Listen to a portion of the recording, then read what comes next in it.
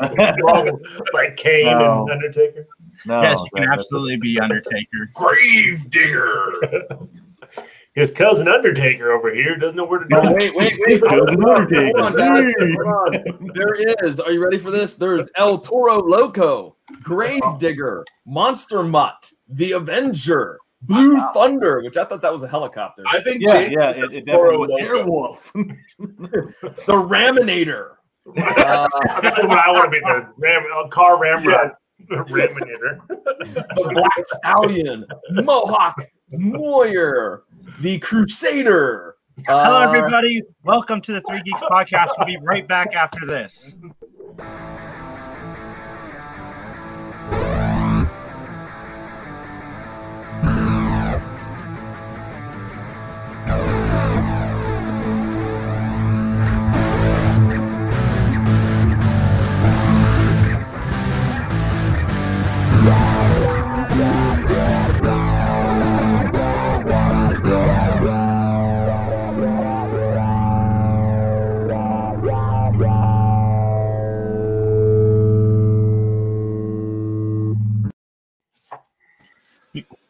We don't catch enough of our pre-conversations that I think I'm going to start just hitting record like we used to and then just going to the theme music once I get a nice little point to...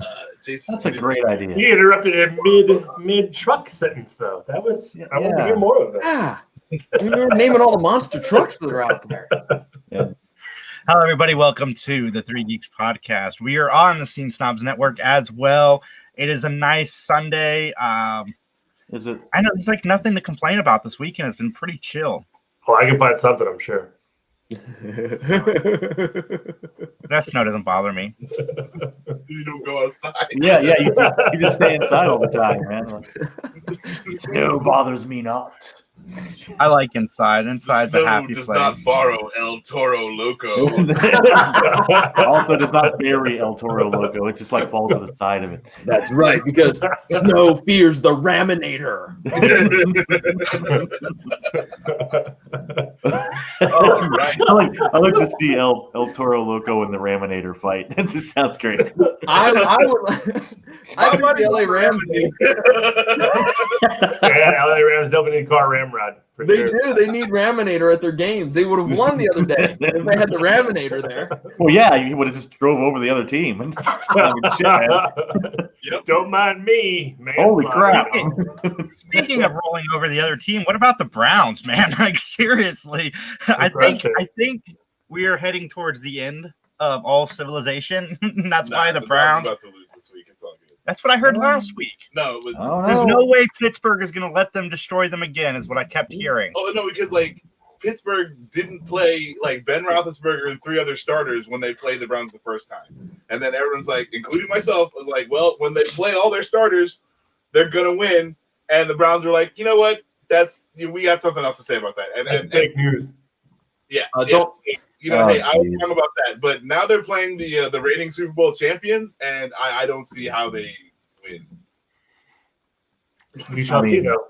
Honestly, we didn't see how they won the last couple of weeks. So, but and then if the gambling people are trying to make money, like if the rig is in, the Browns win this one. But I just don't see it. I don't see it. Yeah, I don't know, but my computer Facebook is going really, really slow, and I need to share these links, so I have to do that from my phone, which is very inconvenient, but it is what it is. Oh, I wanted to talk to you guys. I recently went to the library and picked up all 3 volumes, seasons. Can't even read it. The Adventures of Young Indiana Jones. I'm so sorry. I have seen some of this, but I don't remember. I remember Harrison Ford with a beard.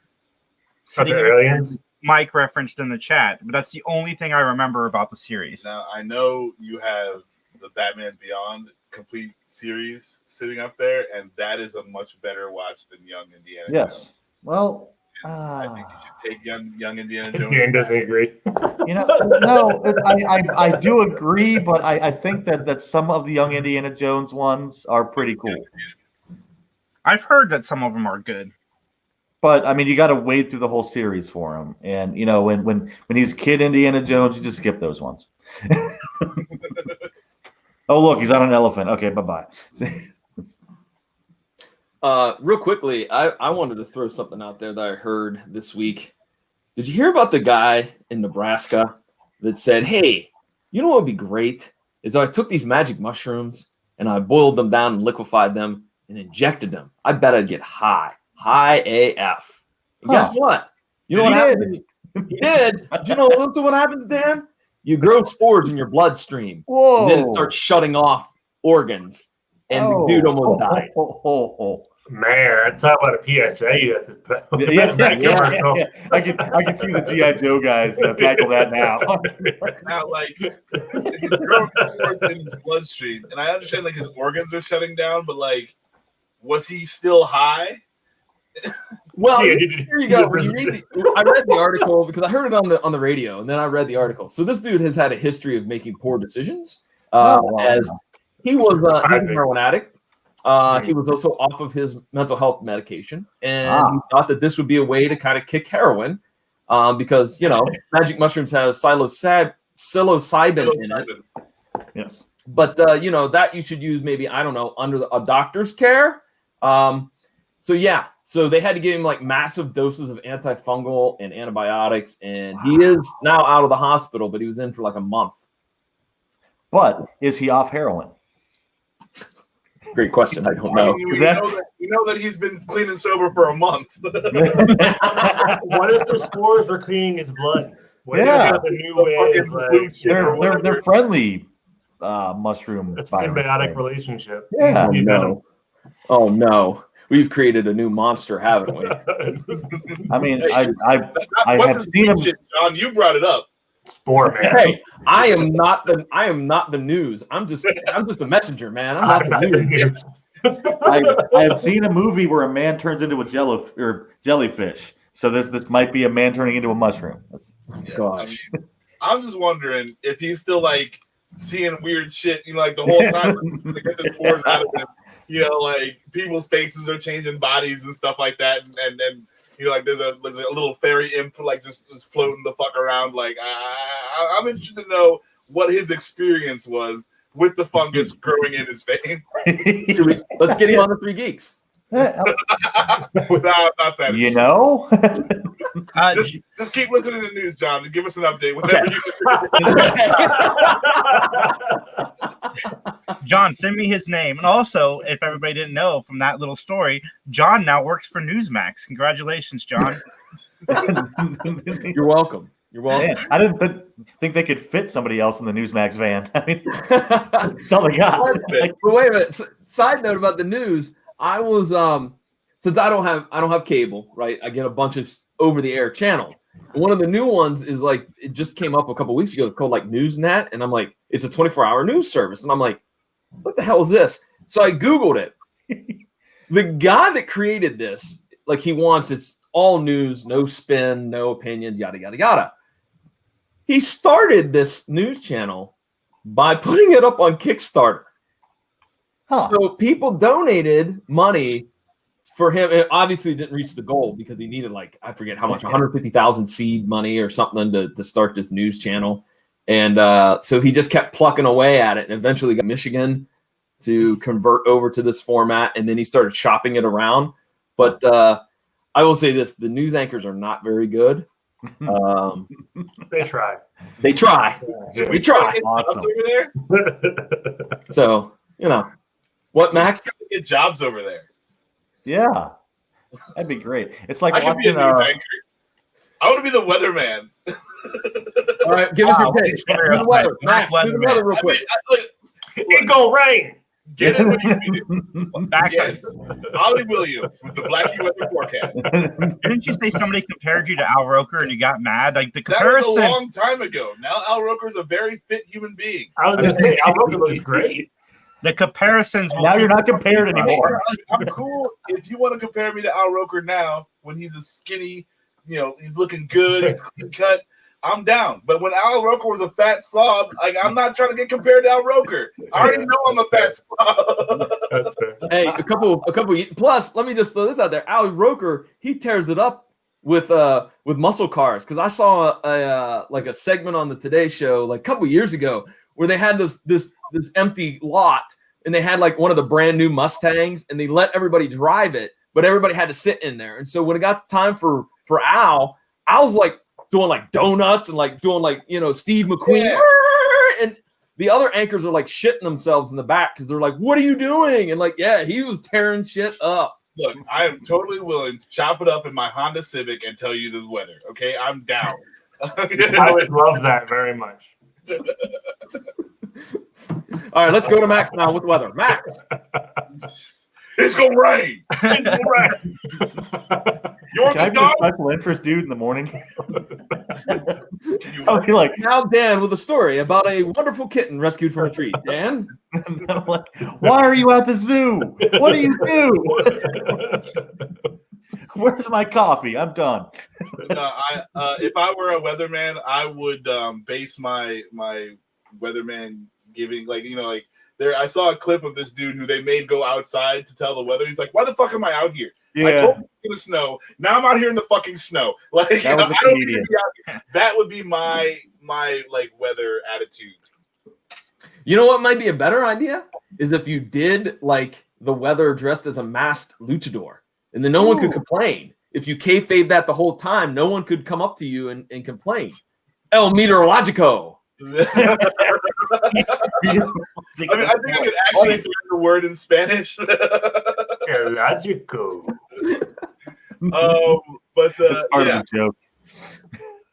yeah, no, I'm down for that. I think I could do that. That would be, it'd be very Nacho Libre. I'd do this really crap fake Spanish accent. Yeah. For the first week, you just sit there and go, "Okay." Porque why? So, John, I was telling the guys that we did our Matt Talk recording live for everybody to see, and it took us like 30 minutes to do a 1 minute. Did you I got alerts that you trimmed it down? Is that correct? You trimmed Yes. it down. It's ready to go. No, I trimmed. No, the whole it's 30 minutes. They have to play 30 minutes of the commercial. That's No, the worst infomercial of all time. I haven't done any editing to it. I Doesn't actually, even tell anything. when I released our questions interview yesterday, Yeah. it was labeled wrong, and it was actually Gin Candy. So when Gin Candy first went up, I fixed it, but I had to go back through later and take off the. Oh, so the overlays and shit like that. Okay. Yeah. 'Cause I kept on my phone. I kept going. I see he must be editing the Matt Talk commercial. So We got some big things coming. I told Max about this, but John, why don't you tell the rest of the group about what's going to happen for March Madness, and tell Dan what we're hoping Dan can do for us. well, Dan, Tell first of all, Dan. we're Great. hoping for this. We have a brilliant plan. We feel, Jason and I talked. We feel that March is, of course, March Madness, and that maybe Three Geeks should host its own March Madness. But we're not playing basketball. We're not playing basketball at all. Well, we could, but we were really bad in intramural basketball. Well, I mean, we could try. I am sick. That stereotype that all black people are good at that basketball is, black is disproven with me. Well, we decided that we're going to get some of the greatest teams ever assembled for Remake Revolution and put them together in a tournament, ladies and gentlemen. That's right. Dan, Yeah. we need your assistance. We need you to be the unbiased judge through the entire tournament. Are you willing to do that? The problem with that, Dan, means you can't compete. That's the thing. See, I love, but I always lose anyway because everybody's like, "Oh yeah, You we're do all lose a lot about with that. special interest movies and stuff. We're not about awesome fucking epics in space." So yeah, I'll do it. But remember how I'm That gonna happened fucking one grade. time, Dan. No, that happens every goddamn time. Like I make this awesome movie, like The Warriors, The Wizard of You Oz, and everybody do else great. is like, "Oh, we're gonna make this about social justice worrying," and then everything fucking breaks down and I lose. So I'll go Yeah. to hell. I'll be your judge. I will be your judge, but you remember that. But Dan, we got a treat for you. We got a Remake Okay. Revolution plan for you as well. Yeah. Just fine. you by yourself. Oh, great! You're the only person who can't lose to the social justice. Do I judge myself? Am I playing myself? I mean, is this No. We have a world-class opponent for you. Probably won't happen until April, but and it's one-on-one. It'll be in your wheelhouse. It's one of your favorite franchises. It'll be in a wheelhouse of yours. So Okay. All right. Somebody, Justin and I, Honestly, interviewed together. of course I'll judge. I am honored, gentlemen. Thank you. 17 to compete. And of course, Max and Jason, you get a first round bye. So we'll have 3 first round matchups. And we'll announce the teams once we get them all secured, because I think that there's a couple that are still up in the air. And Jason's looking for the belt. Thank you. Go ahead. Didn't you? Yeah, we might have to get some new belts. Uh-oh. No, Oh, what the hell? The belt is here. But Justin, it's gonna either have to be you or Mike as the host. We'll figure it out. Well, hopefully Mike can host. I mean, that would be ideal. That would be ideal, but Would be. That's coming. That's coming in March. We're very excited for this. okay. And don't we have a remake next weekend too? We do have a remake next week. Team Matt Talk versus Team Scene Snobs. And we're remaking what movie again, Jason? Weekend at Bernie's. Which I got some Dan-like ideas for Weekend at Bernie's. I can't wait. I'll tell you one idea that John turned down. I wanted to make No. They're judging that one. No. I can't. Okay. What if Bernie was alive the whole time? What if Bernie was actually He's just played by Bernie paralyzed and Sanders? like he really needs a paramedic. But no. He only died in the last 5 minutes of the movie. It just took a long time to get there. Oh, that poor bastard. I don't know, man, but by Weekend at Bernie's 2, that body had to be rank. It's like Crank, but no activity at all. Yeah, just don't you move. Don't you move or you're dead. For Dan, we're going to make it into a social justice movie in which Bernie is actually played by Bernie Sanders. And you failed. Sorry. And he failed, and it's like a commentary on universal healthcare. That's what we're going to do. Oh. Dan's gonna get sick I right would there. be kind of interested in that, but I mean, if somebody else has like awesome barbarian hordes or something, you've lost. I'm sorry. Bernie is killed by injecting magic. Anyway, let's not talk about this because we have a whole thing to Turns into it, do. you know? Okay, is anybody else seeing Justin's bottom of the screen? Oh yeah, my flash? webcam. I need a new webcam. For some reason, Steam Link doesn't like. And how can I get that to happen here? It's like a raid. Yeah. Directly into your veins, Dan. Hey, Justin, after the cast, send me your address and I'll send you a webcam. Oh Pardon shit! me. You said It's StreamYards that is the problem. I will gladly accept your webcam, but I Thank think you, I have Justin. Yeah. I mean, I got to talk to Max about it later, but I don't see that being You a already problem. promised it to him. You can't. No. You can. I think I'm going to try to hook up my DSLR to this. So maybe if I get that to work, I won't need your webcam. So I'm going to try to do that. I will need your webcam. Let's try I'm that. just saying I might have a solution that I can figure out before you do that. Sounds fantastic. But let's get into WandaVision. Justin, did you get to see it? I know John hasn't yet. I was going to watch it today. I have not watched it yet. I heard good things though. I heard outside of one person. I've heard good things. Yeah, me too. One of the things I read yesterday, and I'm going to mention it, but I don't necessarily think it's a good thing. So WandaVision has the highest rated MCU thing ever on Rotten Tomatoes. But the problem with rating a TV show on Rotten Tomatoes is while I've enjoyed what I've seen of WandaVision, you don't know the whole series until the end. So it's really hard to jump on a Rotten Tomatoes score for a show when the whole thing hasn't progressed. Like a movie, you know the beginning, middle, and end. So to review an episode and have it be however high it is on Rotten Tomatoes, but it's the highest, for that to be like a news story just doesn't make a lot of sense to me because I don't feel like Rotten Tomatoes can really do television justice. But the problem with rating a TV show on... Wow, we got feedback from Mick Manhattan down there. Hey, can you send me a webcam, please?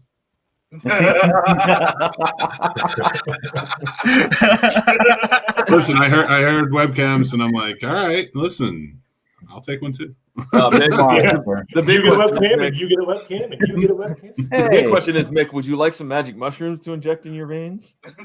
John's trying to kill people. I think this is like premeditated at this point, John. The free webcam under your seat. He's like, we don't do heroin, so that's probably what the problem was. Oh, Could you imagine the cast if we were all on opium? Yeah, I probably could. We would all be sleeping. Yes, just do it. I would Roll over to be- the side, and it's fine. Wait, I wasn't supposed to do heroin before I got on? Uh-oh. 2 hours before, just to make sure you're golden. Brian Kaznowski says, I need a webcam from my OnlyFans account, please. Nice. You gotta give us access to your OnlyFans account before we send you the webcam, bro. Yeah, we want to share photos. Oh, That's God. the Shoulder hair is my thing. Brian is the host of the Sports Snobs podcast, and he's going to be doing all of those broadcasts of OnlyFans from the Loop Inn in beautiful Avenel, New Jersey. $20 an hour. Yeah, we need like premier access. We're not trying to pay for that mess, but you can get a webcam. And my question is, with the OnlyFans, is there a lot of sexy feet pic? That's all I need to know. But we all glassed over Justin's brilliant little comment. He said he liked shoulder hair. Does it the OnlyFans have shoulder hair feature? I mean, I'm It's sure. important. It's important. And Brian Lau loves armpit hair. So if you've got that, I know another guy who will sign up. No, body hair is a thing. I don't know why I'm here anymore. I'm good now. We'll get back to WandaVision in a second. But John, how relieved are you that I'm going to be your partner next week and you'll get a break from bodily hair? Well, for the listeners at home and the We're viewers at giving up home, a lot of stuff here with players and a judge in the cast. Like, I just think we need to drop this. Yeah. Subject. I'm sorry. We really need to Yeah. move past this subject. okay. Because you're losing points. Oh, that's you. Good point, Jason. Listen, Minus 5 points. Keep table talking. I feel confident in our remake skills. Minus 10 Mick, points. it'll be a great challenge to try to top you. You know, Mick- what's the word I'm Mick- looking for? Mick is 21. already talking trash on Facebook. Did you guys see that? I missed it. I'm just saying, all Mick, night you've last already night, won. It's okay. we've been planning, and I think we have. If it doesn't win the remake challenge, it should at least be made. Is what I'm saying. See, Oh. like, that's the Dan Award. The movie that didn't win, but should still be made, is the Dan Award. I'll take it. Dan always comes up with a solid flick, but it just never wins. You know what we could do, John, for our March Madness after the 7 or the 3 rounds? We Yeah. could do like an award show where we do give the Dan Award. Dan Award. Dan, we're gonna send somebody to fucking laser sculpt your body. And then the Dan Award doesn't go to Dan. Thanks, guys. It's Thanks. a rule now. It's a thing. Dan, you'd have like 7 other things. Arc Matter, if you're watching us, first off, you're doing well, buddy. Secondly, could you send us a plastic replica of Dan? Oh, God. You know what? Wait. Let's get some of those guys that are toy enthusiasts, like on Instagram. Can you take a G.I. Joe, a He-Man, and a Marvel action figure and make a Dan figure? Give him a gut. Long hair or short hair. That's fine. Dan, I feel like your first 3 Dan Awards would have long hair, and then we'd Yeah, have okay. short hair Dan Award. That makes sense. All right, so let's get back to WandaVision. Mick, did you get to watch it yet? Yep, just caught up. Okay, good. So 4 of us have seen it. So what I was saying with Rotten Tomatoes and television is take what the television's the rating is with a grain of salt until the whole series is out, and then you get more of a better understanding of the show. Because I don't think it being the best rated MCU thing right now means anything. No, and it's like, you're waiting on what do they do at the end? You're like, is it Lost? Is it is it like a I don't know, like something good? We don't know yet.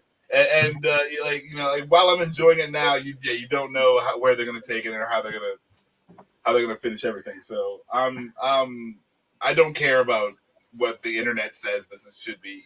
It's you watch it and make your own opinion, because like a lot of us liked it, some of us didn't, and that's all. It's all good.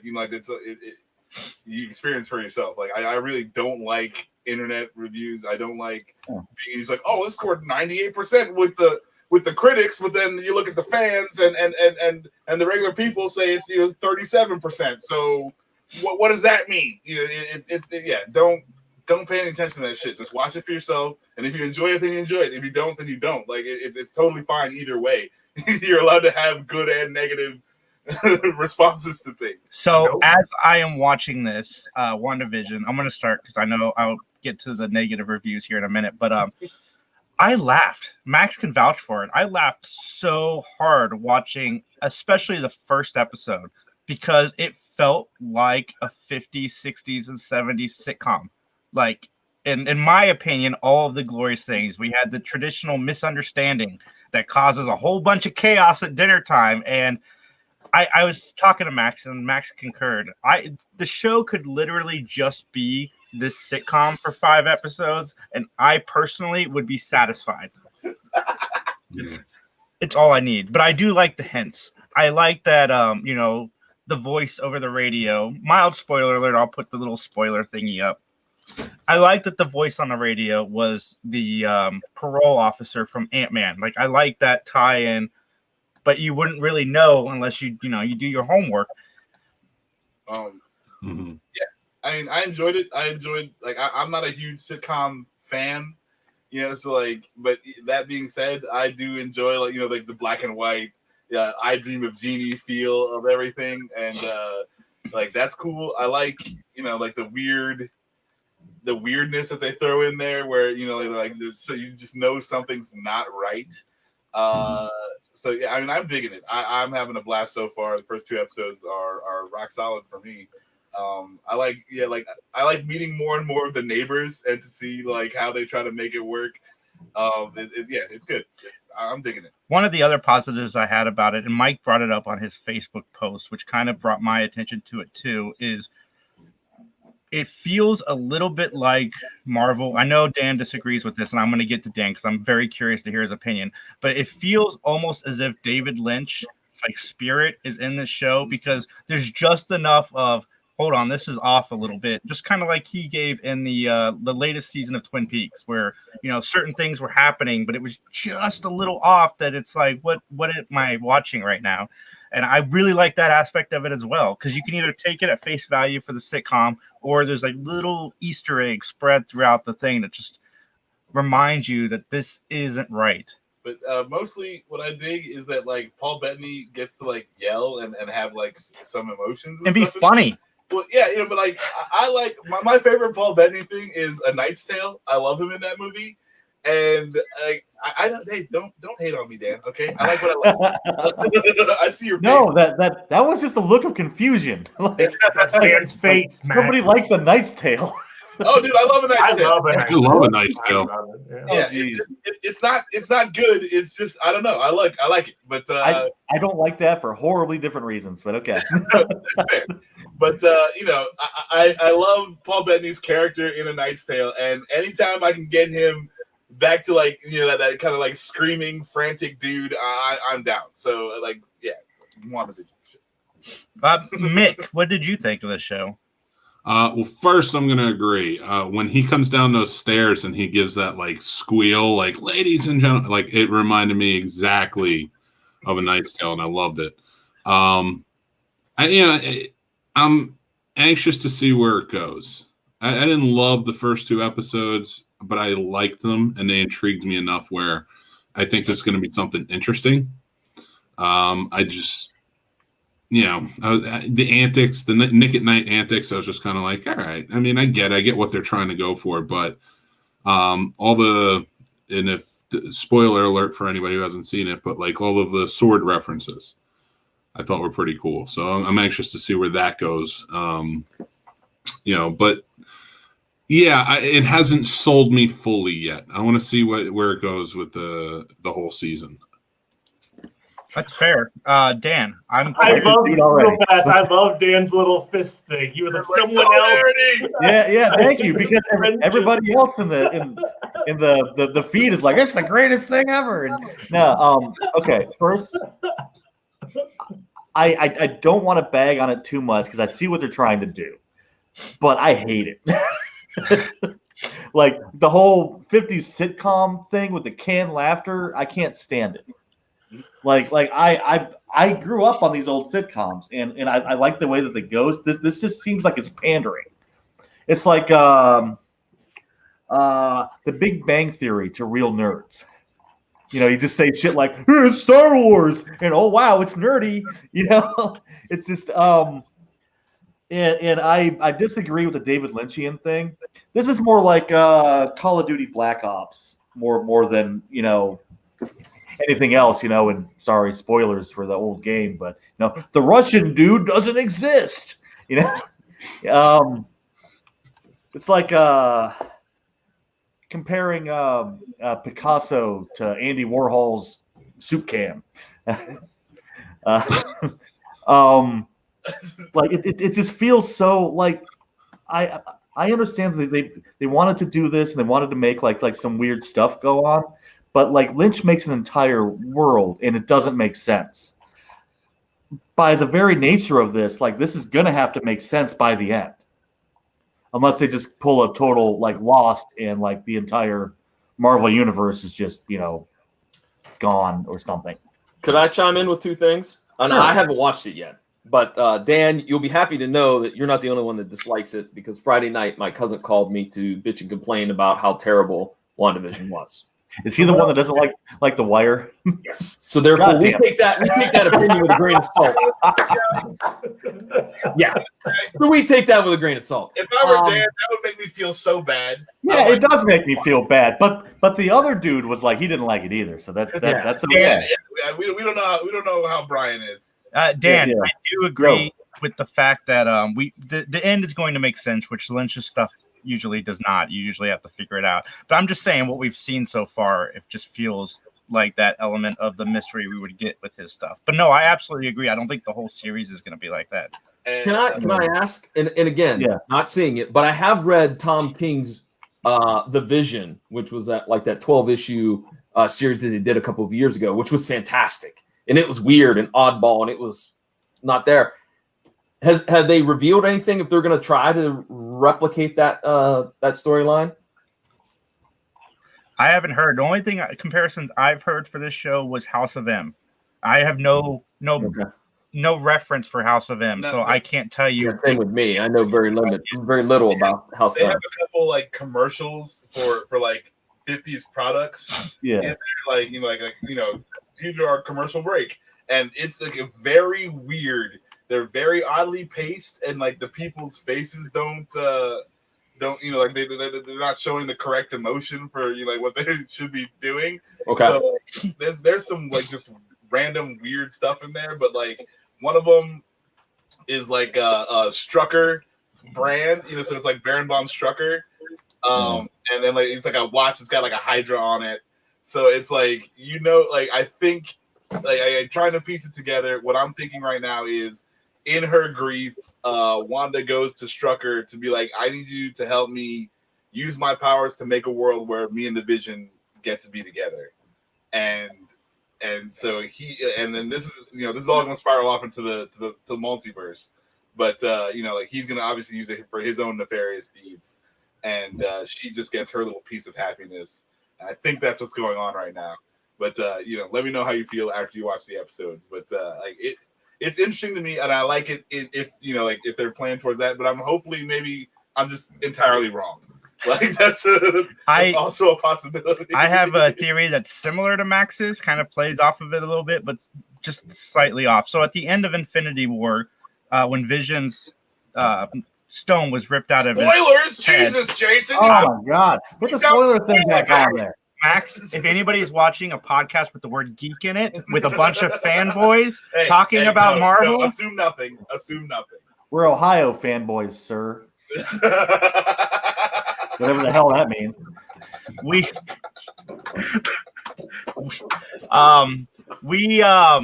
Jesus, Dan.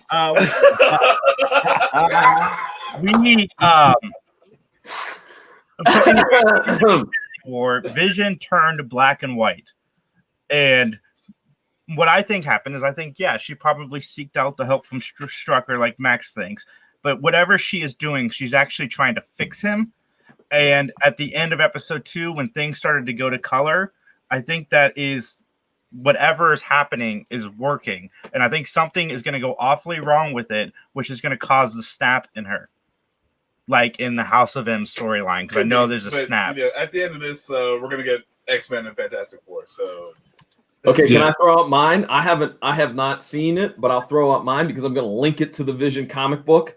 As I agree with Dan, I think that there's going to be like the little piece of happiness for Wanda, but yet the Vision's going to go off and create. Basically, they'll run with that storyline where he creates his own family in suburban DC, and then chaos rules supreme.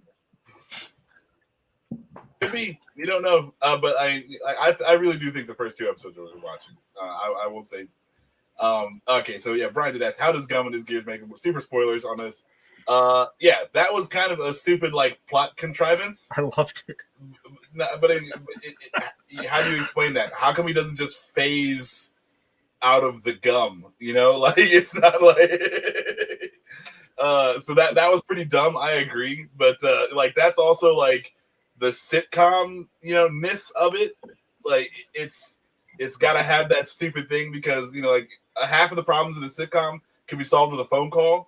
You know, it's not it's not actually like problems, and so yeah, I don't like it as far as you know, it's a plot point, but you know, it's also something I'm willing to look past. I don't really care. And it gave some good laughs, I think. That's the problem. It let Paul back for 3 minutes, and I was down for that. So you know, whatever. Can I finish now? Yeah. Jeez, it went to John to everybody else and House of M, and no, it's just the canned laughter makes you want to punch the sound people in the face because I absolutely hate it. Like it just tells you where to laugh at all the time, and I understand that it's just a contrivance of it being a sitcom, but if they would actually just take whatever plot this is and go with it, and instead of giving you like of making me watch this whole sitcom thing for 5 minutes of something cool, I would be a lot happier. That's all. I do know that the credits for the sitcom within the show is their characters from the Marvel universe. Each of those names, the director, the producer, and so forth. Yeah. But Brian again. That is sitcom stuff, man. And then she's gonna go from pregnant to not pregnant, and then or from 6 months not pregnant to 6 months pregnant, but then be 6 months pregnant for fucking 18 months. Oh, dude, I am watching Family Ties, and they had a baby somewhere in season 3 or 4, and then the very next year the baby was 4, but they still reference the baby was born last year. Oh, the first. Wait a minute, No, didn't they that do is that with hard. Married with Children too?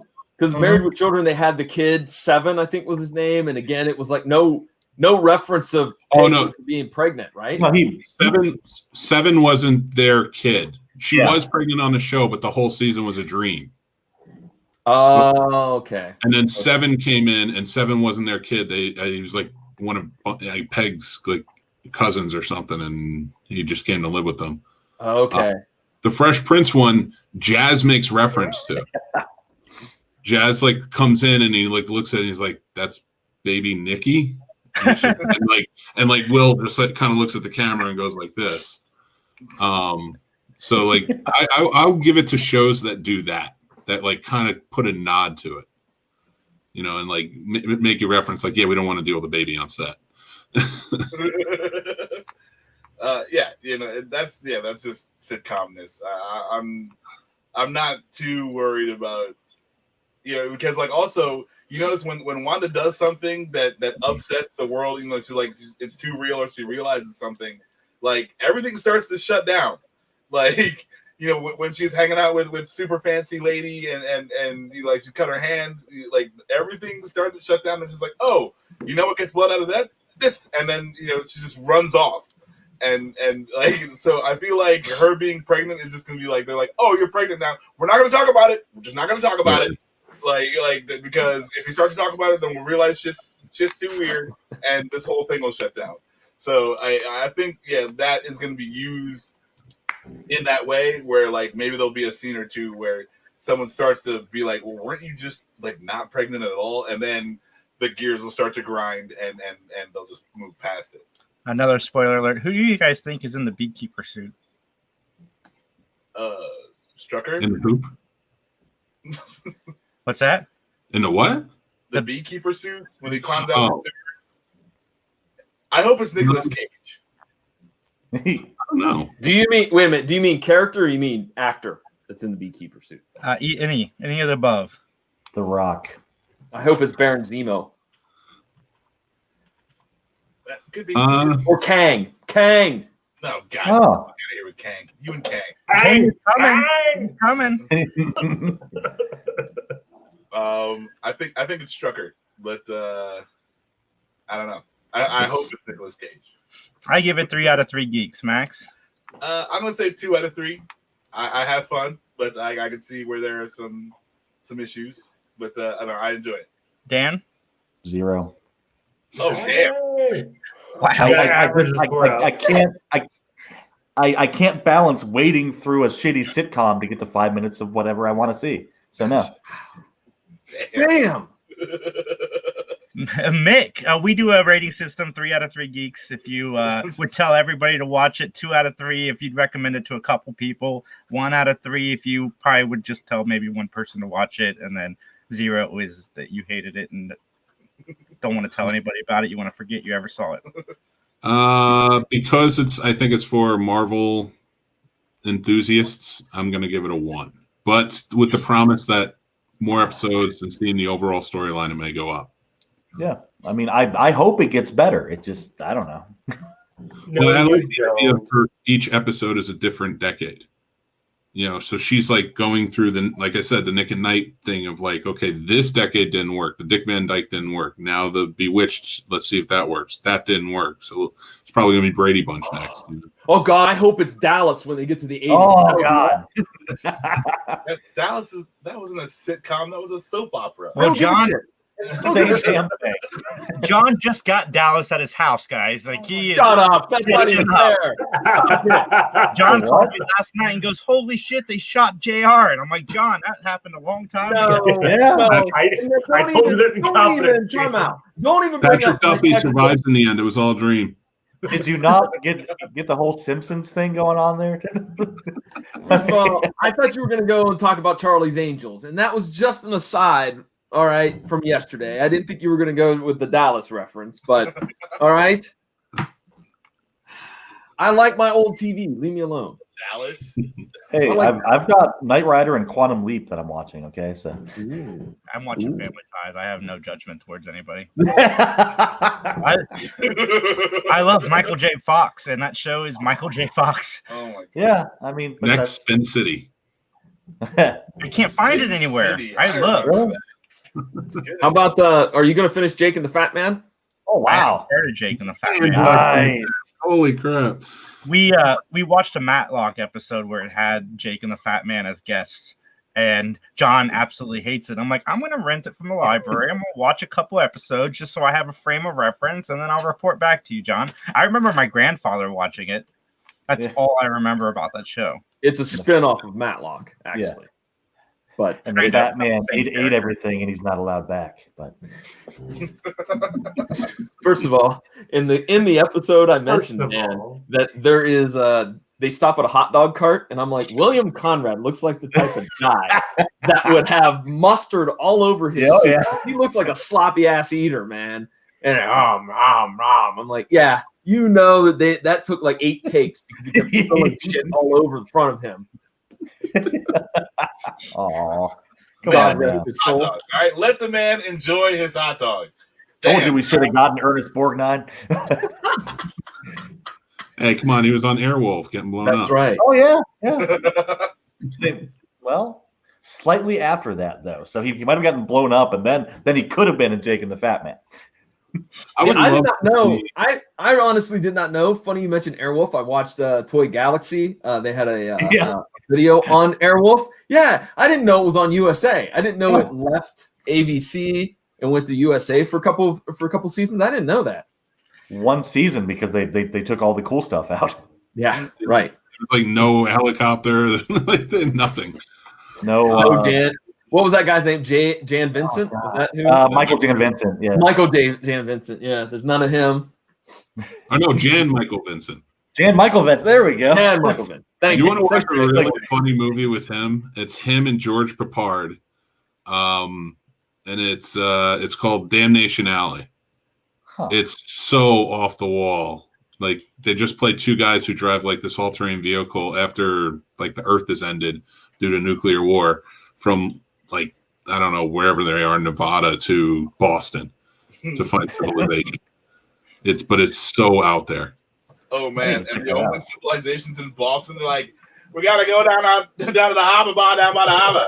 It's like, you know what? I'd rather live out in the apocalypse world. Thank you. You know what, Mick? I'll add it to my list of shows to search for because there's one called like it's a Jeff Goldblum Ben Vereen show that lasted Ben Vereen.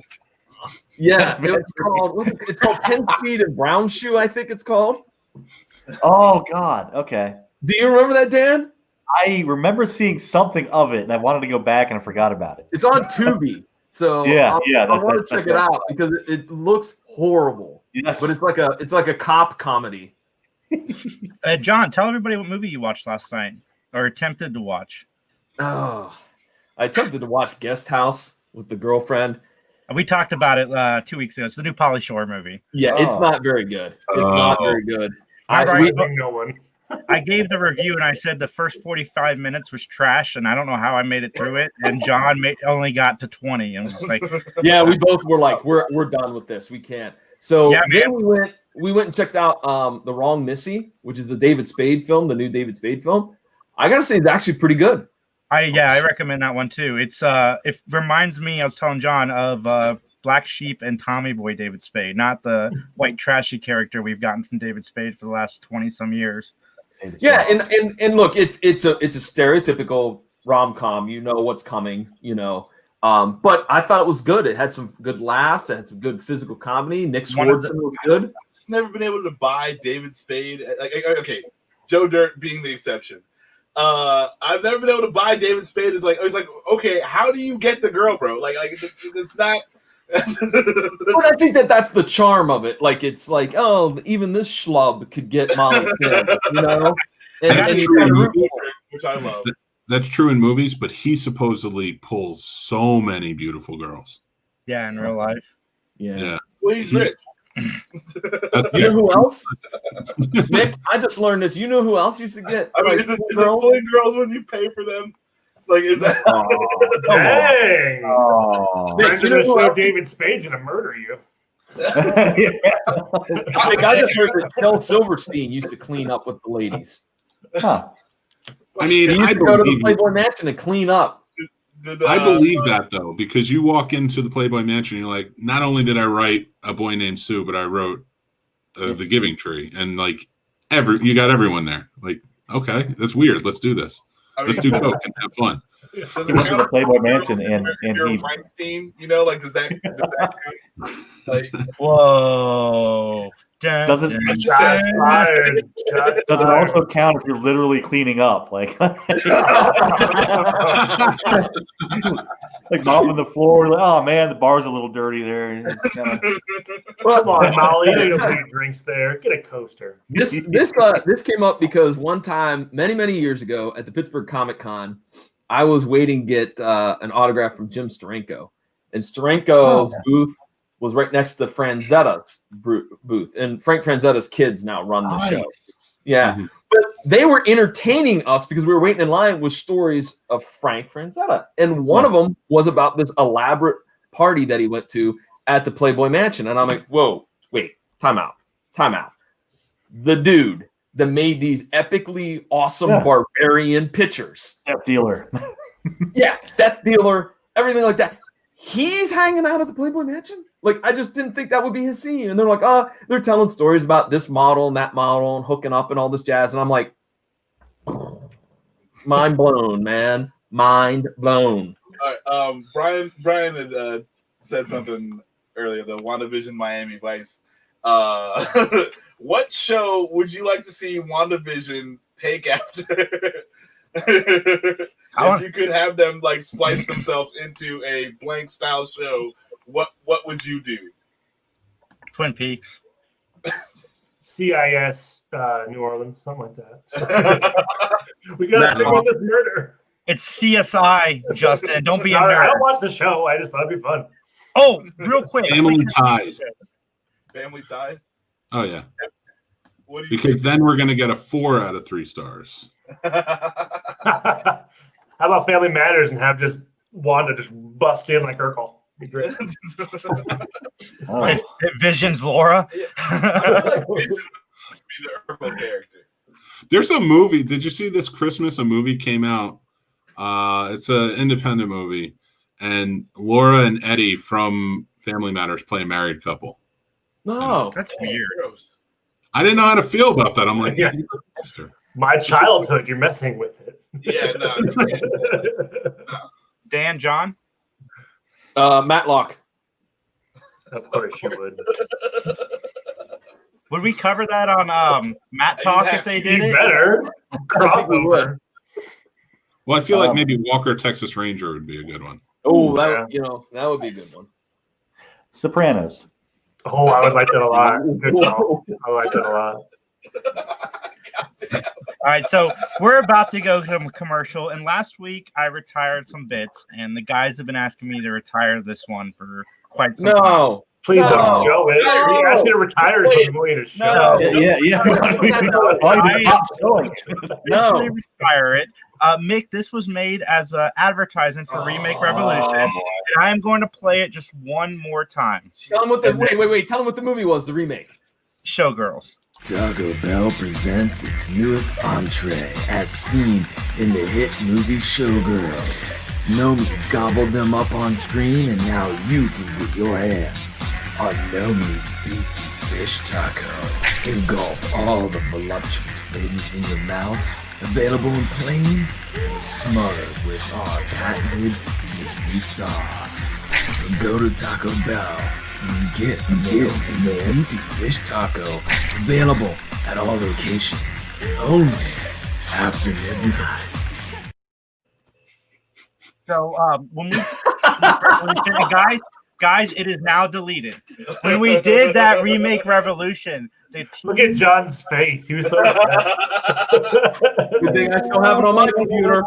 that's John doing the voice too. But the teams that played Showgirls, it's only happened for Showgirls, but they came with like scripts. Like they had this movie plotted out. It was one of the movie posters. We made a movie poster. We made a commercial, Ann and I did. I mean, it was off the chain bonkers. You give a bunch of men the chance to remake Showgirls, and they turn into freaking scriptwriters. Yeah, it was weird. It was uncomfortable, and go check it out. Yeah, I was just gonna say, make sure they check it out. We lost Dan. You see what you did? You WandaVision Dan. All right, everybody. We'll be snapped. back in 10 minutes. See you soon. No. She looks like her dad. Oh, it's 100. a lot because so you did production assistant. Is that what you were I started out as that. I was a producer for a while. producing? Yeah. So it's That guy's sexy. You're the last one there, and you're the first one there in the morning. So you have to love it. Oh yeah, except the sound guys, they can get there late and leave early. I know, right? Why is that? You don't need sound mistake, right? No, it's I mean, you Camp Candy. I know Jason was gonna ask too, but I need to ask about Camp Candy because I grew up on that. Yeah. I was a kid right at the right time when that came out. Oh, it's such a great show. It was I always wondered like what did your dad have like what made him want to do a cartoon? I mean, I guess it's the. I think it's also you have to look at the time. It was the 90s where everyone was creating a cartoon show for themselves. You had Howie Mandel doing Bobby's World. You had Louis Anderson doing the Louis Anderson, like the Louis. Was that the kids show? I can't remember. But Louis Anderson had his own show. So it was like every big actor was doing their own cartoon. And my dad loved the camping idea and loved cartoons. And so I think for him, that was something that he just thought was, well, this is what I do next. It's like it was film And then he wasn't quite into the television. I think if he stayed around a little bit longer, he would have gone into television. But at the time, television wasn't something that you did. You accomplished everything else before you did like true television, like meaning. But he did cartoons, and it's a great gig because he created a great show. He brought his friends on. He had his kids do a couple voices. We did live segments that we shot in Canada on our farm and in the backwoods area, where he would do these little like PSAs about camping and don't like all this fun stuff. And we, it was like my brother and my best friend were in the background, like fishing and doing like weird stuff. And it was just, that's what you did. And Camp Candy was just loved by so many people because it was such a fun concept. It's like, to this day, I still feel like there should be something done with Camp Candy, like just a spinoff of some sort. But because it's Marvel, Camp Candy is Marvel, if you know that. So I'm like, there's got to be a Marvel, spinoff somewhere there. Oh, that would be wonderful. I would love to see it revived in some way, but or even just brought back. Like yeah. I have them on VHS, but I would love to have them on DVD or some sort of because downloadable so that my son can watch them. And it's because I don't have the VHS hooked up, but it's like that. I can find them on YouTube, but it's like I want something that people can, all their hard work can get paid for, as opposed to ripped off the internet. Yeah, legit. But like something like that. Like, what was that like? Were you around 11 or 12 at the time, correct? I think so. Yes, that sounds about right. I remember my dad. I had to audition for one of the character voices, and I think it was like auditioning. I don't know if I was auditioning to play Vanessa, because they already had a wonderful actress who played Vanessa, and then they were for an episode. They had me do her voice for something. And so I remember practicing lines with my dad, and I had it in a Valley, because I had watched the show and I wanted to do it in a Valley Girl accent. And my dad was like, no, I want you to do it in your normal voice. And I was like, well, she's a Valley Girl and I'm going to do it in a Valley Girl accent. And my dad was like, we had this huge argument about it. And so I went in and I took my dad's notes and I did it normally. And then the director, she said, great. Now, Jennifer, can you do it in a Valley Girl accent? So I remember looking at my dad going, I told you. Because I know what the character they wanted for the character, but it was fun just going in, because my dad had a studio in his office in Los Angeles here, and we would just go in, and we also just watched him work. It's like he would be in there and he'd be doing either stuff for Camp Candy, and then he was also doing stuff for Radio Candy. So he would do radio segments there, which aired in Toronto, Canada, I think. Toronto. I don't know if it aired in the States. I've never heard of Radio Candy. Radio Candy is amazing. It was a radio show from 89 to 91, I think it was. But it was legit. It was kind of like a sketch comedy radio show with amazing music in between that he just, Google it, or, and I'll post a couple things. I don't think there's any audio of it anywhere. I obviously have stuff, but I don't know how to get it out there. I could probably get some of the sketches out there, but I couldn't get the music because of the copyright stuff. And there's legit commercials. I have copies of all the weird commercials that were happening there. That's so awesome. Yeah, it's cool. A hero in film, hero in television, now a hero to podcasters, radio person. Right? He just wanted to do it all. It's tough act to follow. I've watched some of your stuff and research, and you're not a tough act to follow. Thank you.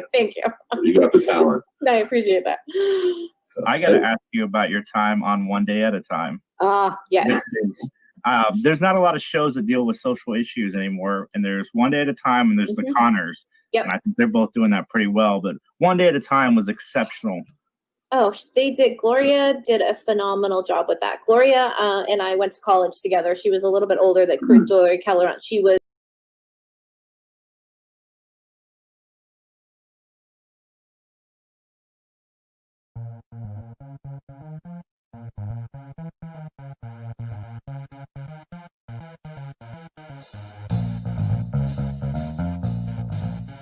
Hey everybody, it's John Orlando from the PBD Cast. Are you wondering where you can find my podcast?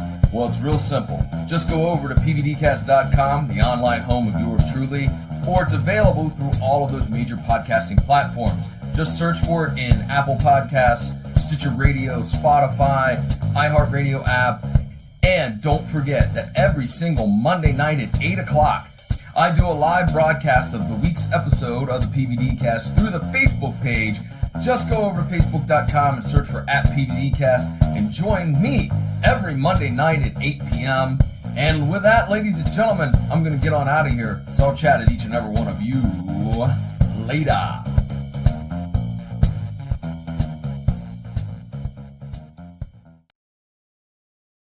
Hi, I'm Casper. And I'm Becky Gremlin. And we're the hosts of Don't Fuck With The Original. We are a spoopy horror podcast that pretty much covers everything under the genre. We cover haunted locations, we cover true crime, cryptids, movies, anything you can literally think of. We are all over it. Everything spoopy. On Wednesdays, and why? Wednesdays are for podcast. Thanks, guys. Jason, what's wrong, man? You seem to be a little bit down in the dumps. I've just been searching the internet all day trying to find a podcast dedicated to Matlock, and I can't seem to find it. What? Funny you mentioned that. I know of a podcast called Matt Talk, and it takes a look at every single episode of that beloved series and critiques it and reviews it, discusses it, even sometimes pokes fun at it. Wait a minute. Wait a minute. We're the hosts of that. That's right. Yes, of course. Why? I don't understand why you forgot that. But nonetheless, folks, you can check out Matt Talk. We have a great Facebook page. It's at Matt Talk Podcast. You can get the episodes wherever you find podcast episodes, and we make it easy on you, don't we, Jason? Sometimes we just put the link for Anchor right there in the description of each announcement when an episode comes out, and all you gotta do is click and listen. And Jason, where can folks get in touch with us if they want to comment, say on this silly commercial or on any episode of Matt Talk? All you need to do is go to benmatttalk@gmail.com. You can drop us a line on Facebook. We'd love to hear from you. Twitter account coming soon. Get in contact with us. There you go. And right now we have 8 episodes in the can. We got plenty more coming up, so check it out. We love Matlock. We certainly do. And so with that, we'll see. Hey, this is Leah Jones, and you are listening to the 3 Geeks Podcast. We're back!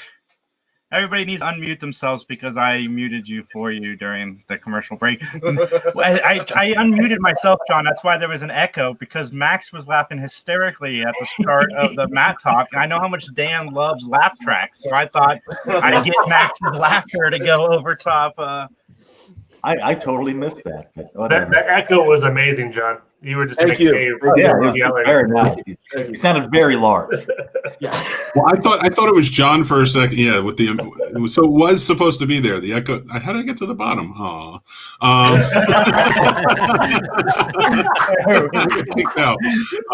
So the echo was supposed to be there.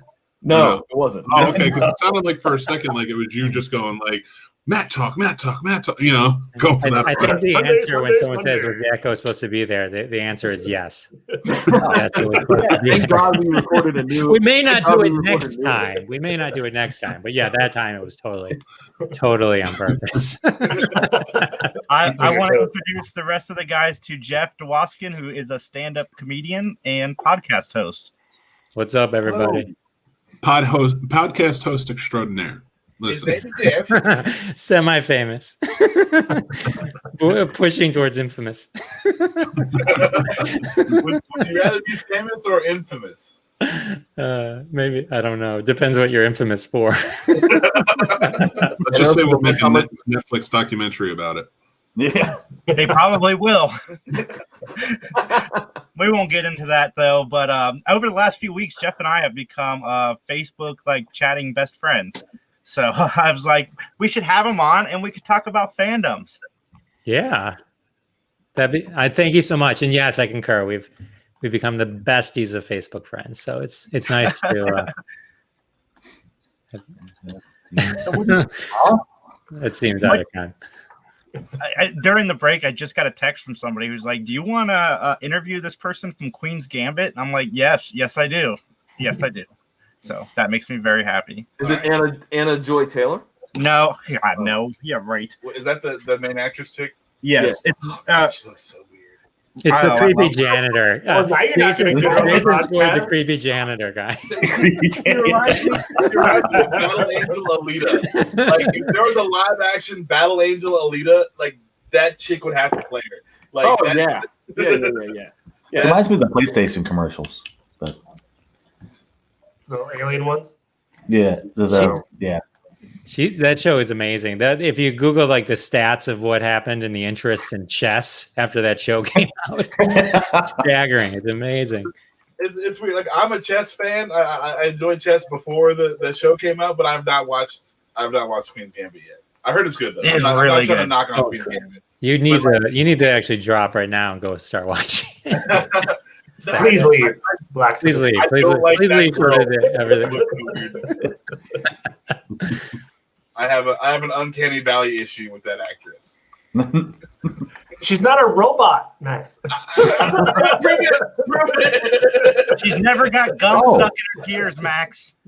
Can you have an uncanny valley like situation with I mean, a real? the definition of uncanny valley is when something that is not human reminds you of human features, right? Makes you uncomfortable. Well, yeah. A human cannot give you uncanny valley. The uncanny Yeah, valley is when you see something that's supposed to be human and you recognize it as not human. Okay. I don't know why That's the that quote. uncanny valley. When you see a robot that's supposed to look human and you know that it's not human, that's the uncanny valley. Yeah. So why would a human give you uncanny valleys, man? I don't know. Ask the robot. That's the robot. It plays chess. I don't want to derail the conversation, but that comment just hit me the right way. Hello, men, and Jeff Dwoskin. Wait, what is that supposed to mean? Like, is Jeff not a man too? He's a robot. We have more of them among us. Oh, Fred is so funny. Ha ha, Fred. Fred's having an uncanny valley issue right now. Wow. Oh. We went there. We've gone all over the board as far as controversial comments. Let's talk to Jeff real quick. So what is it that you get real geeked out about? Well, just tons of stuff. No, it's pretty. Let's hone it in here. Like, what kind of topics do I like the most? I love the Twilight Zone. That's I think one of my tops. The original Twilight Zone, and the monkeys would be my top two. Like, hey, we're the monkeys. The Like, monkeys. hey, no, the animals that you go to the zoo. I love going to the zoo. No, yes, the group, the monkeys, that deserve to be in the Rock and Roll Hall of Fame. We can talk about that later. No, let's talk about it now. I like the monkeys too. Interesting. I used to watch their TV show when I was younger. Yes, their TV show was great. I love their TV show. I used to record it on VHS. When I saw it, so my level of fandom is like I really like things, but I don't think I would compare to be like over the top. Like I'm sure there's people that love these things much more than I do. But with the monkeys, I did see the 20th anniversary, the 30th anniversary, and the 50th anniversary in concert. So I can lay claim to those if that's something that one would lay claim to. But I did see those, and I've met a couple of them, and I got two signed on a disc. I have the Headquarters LP. That's a record. And no, I'm just kidding. And I got Mickey and Mike signed that. And then I also saw Mickey and Mike in their duo show, the Mickey and Mike show. It's some small, out of the way Polish theater in Chicago when they were doing that tour, and they released an LP, and I bought that, which was pretty cool, the two of them together. So yeah, I really like them a lot.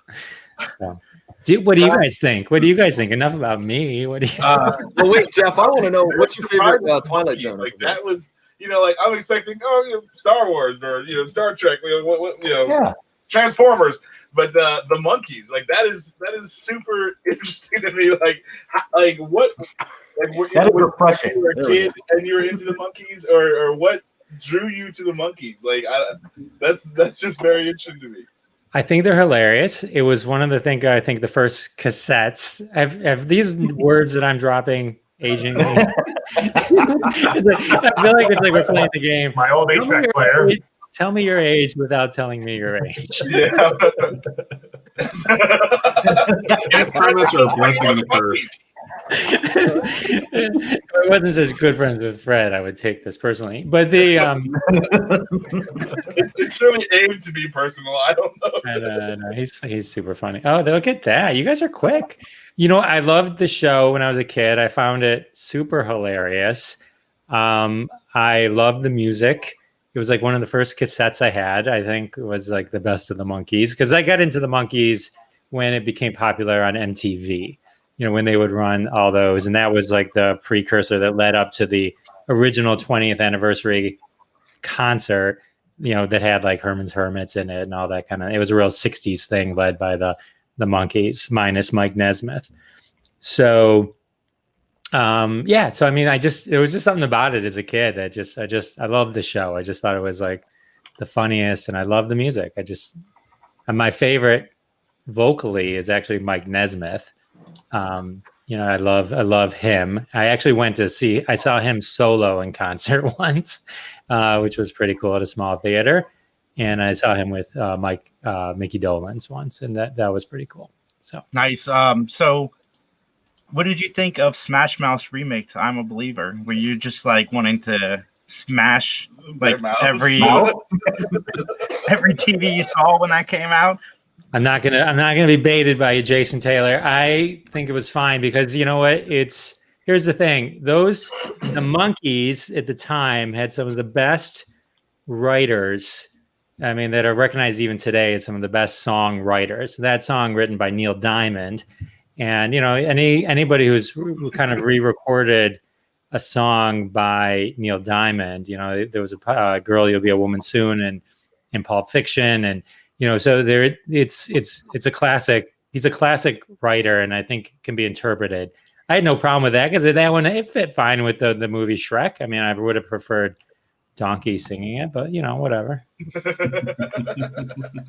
Can I ask Jeff, what's your favorite Twilight Zone episode? We're talking about the Monkees right now, John Orlando. You can't just shift to the Twilight Zone. No, but nobody's ever asked what's your favorite Monkees episode before, so it's like, yeah. But I don't even think you can. I couldn't even do that because they all kind of run together. I did see when I saw the 50th anniversary, which was Davey had died, and so Mike Nesmith finally joined them again. I'm guessing because he would be more prominent as part of that trio, and so I went and they played at this place called the Fox Theater in Detroit when I saw them, and I was like, you know what, I'm a big boy, I'm an adult, and I have money, and I'm going to pay, and I'm going to get like third row. I got like third row, and so I brought my wife. And when I tell you, like the three of them, it wasn't like just greatest hits. It was a lot of like cool cuts that they would play. And to me, it was like the most amazing experience ever, right? I was like in heaven. It'll go down as one of the greatest things I ever saw. I had to like go at the wake. My wife couldn't stand it. it's like I had dragged her to hell. And it was like, she's like, you didn't know any of those songs? I mean, she's like, I think I knew that Believer one, but you know, I'm like, what the hell? It's just funny when you love something so much and it's like, and somebody else it's not even on their radar. So like they couldn't care not even about gotten anything through osmosis from you about the Monkees, Like I understand like not liking it, but if you have someone who's like a super fan of something, normally you'll just glean some facts and information, you know, that will help you along during the concert. No, nothing. Nothing. Wow, that's nothing. It was like, you know, it was just for love to you. Yeah, it was nice of her to go, but you know, whatever. That's what being married is. Thanks, hon. Now I got to sit through a rom-com. So. So my biggest two fandoms, and I had to sit down and think about this, and I'm going to come from left field too. I mean, it's not going to surprise anybody that these are my fandoms, but when you think of fandoms, you don't necessarily think that, like Max said, you're going to talk about these two people, or you're going to talk about Star Wars or Lost or Heroes or X-Men, or you know what I mean, like these TV shows. But the two things that I'm probably the biggest fans of is Howard Stern and Eminem. Those are probably the top of my fandoms. Like so much so that next week I'm interviewing the guy who played his producer in WNBC, and I'm so excited from Private Parts. WNBC. Yeah. But no, it's not Pig Vomit. I wish it was Pig Vomit. That'd be great. Paul Giamatti on the show, I would die. I love that guy. But Yeah. it's someone like nobody can remember who this guy is. Like I need to watch the movie again. Like when I interviewed Jeff, and I was going through his interviews and noticed that he interviewed Jackie the Joke Man, I was geeking out about interviewing Jeff because he had interviewed 6 degrees of Kevin Bacon. Well, I'd hate to tell you this, but this Tuesday we have Howard Stern himself on the show. I know that's not true. He doesn't have a podcast. So Jason, you'll be happy to know I have another interview with Jackie coming out, and I'm going to do a sweepstakes, and he's agreed to sign a few copies of his autobiography or his book that he wrote about Stern, and so we're going to give those away, and so that's going to be probably sometime in February, so you can look for that. But here's a funny thing: when I didn't know this at the time, but when I worked with Jackie and we were doing that show, apparently the real Pig Vomit was in the audience at that show. I mean, the real guy, not the guy from the movie. Pig virus. Yeah, pig virus thing. And so when I was talking to Jackie the first time, he kind of mentioned that, and I was just like, oh, okay. I mean, I wouldn't have, because I think one of the stops that Howard had is he was in Detroit at one point, maybe on the radio. But anyway, that's cool. Well, I'm glad I could offer you that level. Yeah.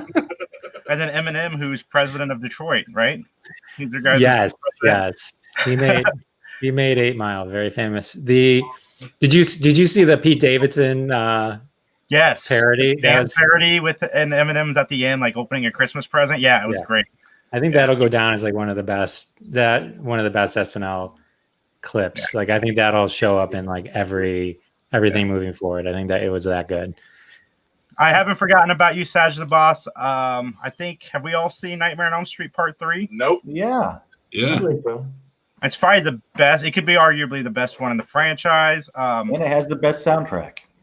We did watch WandaVision. 50% of us liked it. If you fast forward to the beginning, we go on and on and on about it. I watched WandaVision this weekend. Do you guys like Broadway? Yes, which is actually a story that I wanted to bring up. So Law and Order SVU is actively trying. On Broadway? No, I think this is really cool. They are actively trying to hire every Broadway actor so that they can have some work. So they're trying to get all the Broadway actors onto SVU this season, which is nice. And also, everybody else has been on Law and Order, so you might as well pivot to get some new actors on, because John hates it when people play the same character over and over again. And I do. Law and Order's had about 5 or 6 repeats. What if they're just like the dead bodies? That the work is them being found in the. And I have not met David Yost. I don't mind like going to plays or watching plays, but I'm not like a Broadway fan. I don't like check out what's on Broadway and make sure I see that. Like I haven't even watched Hamilton yet. I really enjoyed it. It's nothing against Hamilton. I'm not taking a dump on Hamilton. I didn't say you were. Thank you. I had taken it personally, and I'm glad you said that. But to finish up my fandom, I am such a Stern fan that I bought the Robin Quivers vegan cookbook. Oh God! Yeah, my collection. Wow. The look of disgust on Max's face. Have you tried anything from it? Not against. Have you gone vegan? No. But throw some bacon in there. Every recipe in that book is improved with bacon. Who do we go to now? We got 7 fanboys. Let's go to Mick. Mick. Look at us, a bunch of fanboys. I mean, if we're going fandoms and I'm the fanboy you choose next, I got to get hacky with it and just say I'm probably the biggest fanboy of Doctor Who. No, I'm sorry. Let me rephrase. Not the biggest fanboy of Doctor Who. That's probably my biggest fandom. Okay. And Star Wars. You know, I love Star Trek too, but those are the two that I have tattooed on me. So I'd have to say those are probably. Back to the Future is my favorite movie. So. What is it about? What extreme? Like, to what extremes will you go for your fandom for those two? Like me, I bought a cookbook about veganism, and I'm never gonna be a vegan. Well, I mean, inking your skin with the TARDIS is probably, I think that's fairly extreme. I mean, not just that, but even like doing the hash marks on my arm. And that's not even done. I still have to get more for that. But what extremes would I go to? I don't know what extreme. I mean, putting out tons of money to meet these damn people who are in the shows. What are your thoughts on David Tennant? I love David Tennant. He was a great doctor. Not my favorite, but one of the best. He was not the worst. No, Mick, what's your opinion on the female Doctor Who? Because I know that caused a lot of controversy. I liked her. I didn't like the showrunner. Yeah. I don't think the episodes were good, but I thought if she had a better showrunner, she would have done better. I totally agree with that one because it's like. Did you guys see who the rumor is? Jesus. Sorry. Can't talk, JT? Thanks. Thanks, buddy. Sorry, I got excited. No, like you get the one, and it's like she acts really well, but it's the whole, you know, you're on Earth, that's a dead planet now because they just keep beating like messages in your head, which Doctor Who always had, but not to that extent. That's just painful to me. Anyway, sorry. Go ahead, JT. Did you guys see who the number one pick in England is for the new Doctor Who? Yeah. Yes. I bet he can. I believe it. I love that guy. Anything to give this guy more work, like this guy, Richard Ayoda. He is amazing. If anybody out there has not seen the IT Crowd yet, I highly recommend it. It's fantastic. I started watching Doctor Who when it came back. You know, like I shouldn't even say I started watching, but I didn't watch any of the super old Doctor Who. I started with the whichever Doctor that was, but he was only there for like one season. And Eccleston? Yeah, Eccleston. Yeah, Eccleston. Then he's only there for one season, and then freaking David Tennant comes in, and I was like, "Oh, okay. Well, I don't really like him, but he's only going to be here for a season if I understand how the Doctor works." And then he's there for like 10 seasons. I'm like, "Get this guy out of here." Oh, it sounds like you had a problem with David Tennant before Doctor Who. Huh? It sounds like I don't like this guy. Did you like David Tennant prior to that? No, I had no idea who he was. Okay. And I gotta be honest with. Sorry, I was going to say, with all the controversy, if they're going to pick a new Doctor Who, they should probably pick another woman with a different showrunner and show that it works. That would be cool. But like my hatred of Tennant actually worked out for Jessica Jones because like I already hated the bad guy. Wait, so you hate David Tennant? You don't hate, or do you hate David Tennant as the Doctor? No, he hates David Tennant. Okay, I don't hate because I mean the I guy hated him as the Doctor. I liked him in Jessica Jones as because he hated it. But you could be like Max. I got this new version of Hamlet. He was brilliant in Jessica Jones. He was. Yeah. Oh yeah. No, I loved him. I loved him in Jessica Jones.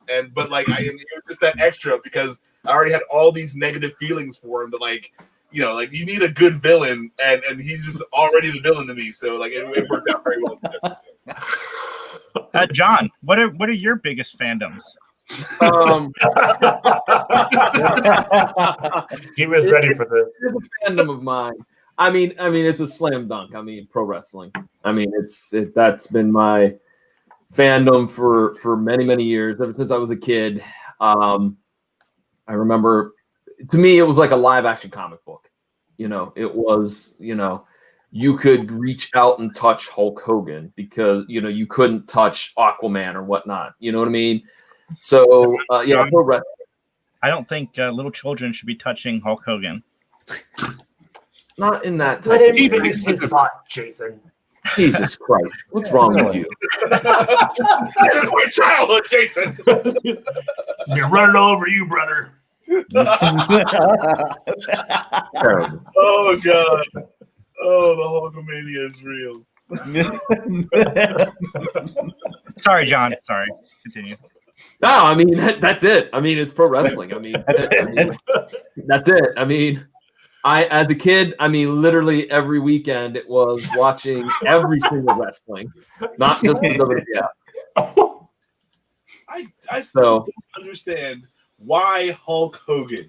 Like, I just, like, his finisher is not good. Like, you know, like, okay, he's gonna leg drop. Like that's it. You know, it's not Okay. like Max, I'm with you. I'm out. Honest to God's truth, I never liked Hogan as a kid because his match was the same match over and over and over and over, and I didn't like it. And I really just detested him. But I will say this: as a kid, I went to the Pittsburgh Civic Arena in like 1987. The main event was Hulk Hogan versus Kamala. oh, Jesus. Okay. Anyways, Max, as a kid, I'm like, I don't like Hulk Hogan. But dude, when you hear the music and he comes through the curtain coming down the aisle, the dude oozes like just enthusiasm. He just oozes it. And you can't help but go, all right, yeah. I mean, you fast forward to 1991 and like being a sophomore in high school who's even more jaded now as a pro wrestling fan. I go back to the Pittsburgh Civic Arena. Ric Flair versus Hulk Hogan. Again, I'm like, Flair's the man. Fuck Hogan. Blah, blah, blah, blah. But again, dude, even as jaded as I was, you hear the music and he starts coming down, the enthusiasm, the excitement, you get sucked into it, man. That's why he was popular. He's got it. Where I get. I just don't get it. I just don't get Hogan. I don't know. Well, Hogan was the real American, which was like in the 80s huge. I mean, Reagan era. But what kind of real American is Hogan now, do you think? Do you think he's storming capitals or do you think he's, fighting a good fight? Storming capitals. Depends on the paycheck. Yeah, that's very true. Depends on the paycheck, Nick. I put him at Pelosi's desk in the Capitol. Yeah. He leg dropped wearing a raccoon hat. He leg dropped at that. Yeah. Oh yeah. Hey, I will share a story. Many years ago, Columbus Commons, which for Jeff and Mick and those folks that don't know, it's like a big giant city park downtown. They were doing these concerts, and one of the concerts was like this package tour of like Sly and the Family Stone, Blues Traveler, a couple other individuals, but Rick Derringer was on there, who does Real American. And so I found his Twitter and I just started bombarding him with, hey man, I hope, I can't wait for you to come to Columbus. I hope to hear Real American. Hey man, you better play Real American, blah, blah, blah, blah. So I showed up a little bit late to the concert because I thought that the concert tickets said 6:30 on it. And I thought it was doors at 6:30. Well, no, concert started at 6:30. So I didn't get there till like 7:15ish, and I walk in and Rick Derringer's on the stage, and I'm like, oh man. And so I'm like, man, I hope I didn't miss that. Sit down long chair. The young lady is with sits down her long chair. We literally sit down, and then you hear, hey everybody, I want to just say real quickly before I play my next song. This song is a real patriotic song, and it's gotten a lot of press, and it's don't associate patriotism with that. Yeah. And so he plays Real American. And the dude in front of me goes batshit crazy. Like, he's like, yeah! And he turns around to me and he's like, hey, man, I'm going to leg drop my wife. Don't worry about it. And I said to him, Mick, I go, it's all good, man. As long as you stand up and tear your shirt off, it's all good, man. And as soon as he got done with Real American, I looked at the young lady I was with. I'm like, we can go home now. I've heard all I want to hear. We can go home now. Yeah, that's not gonna get any better than this. So yeah, that's it. Apex. Tickets are free. We can go home. Oh, that's awesome. John, just because I haven't watched wrestling. Sorry, go ahead. Oh, I said you got Rick Derringer in a floor show. I mean, it's not gonna. Yeah, exactly. Get any better.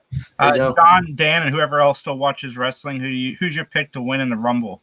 Well, Asajj, I got to be honest with you. The way the writing has been, I can't make a prediction right now because between the COVID outbreak and the piss poor writing, I don't know.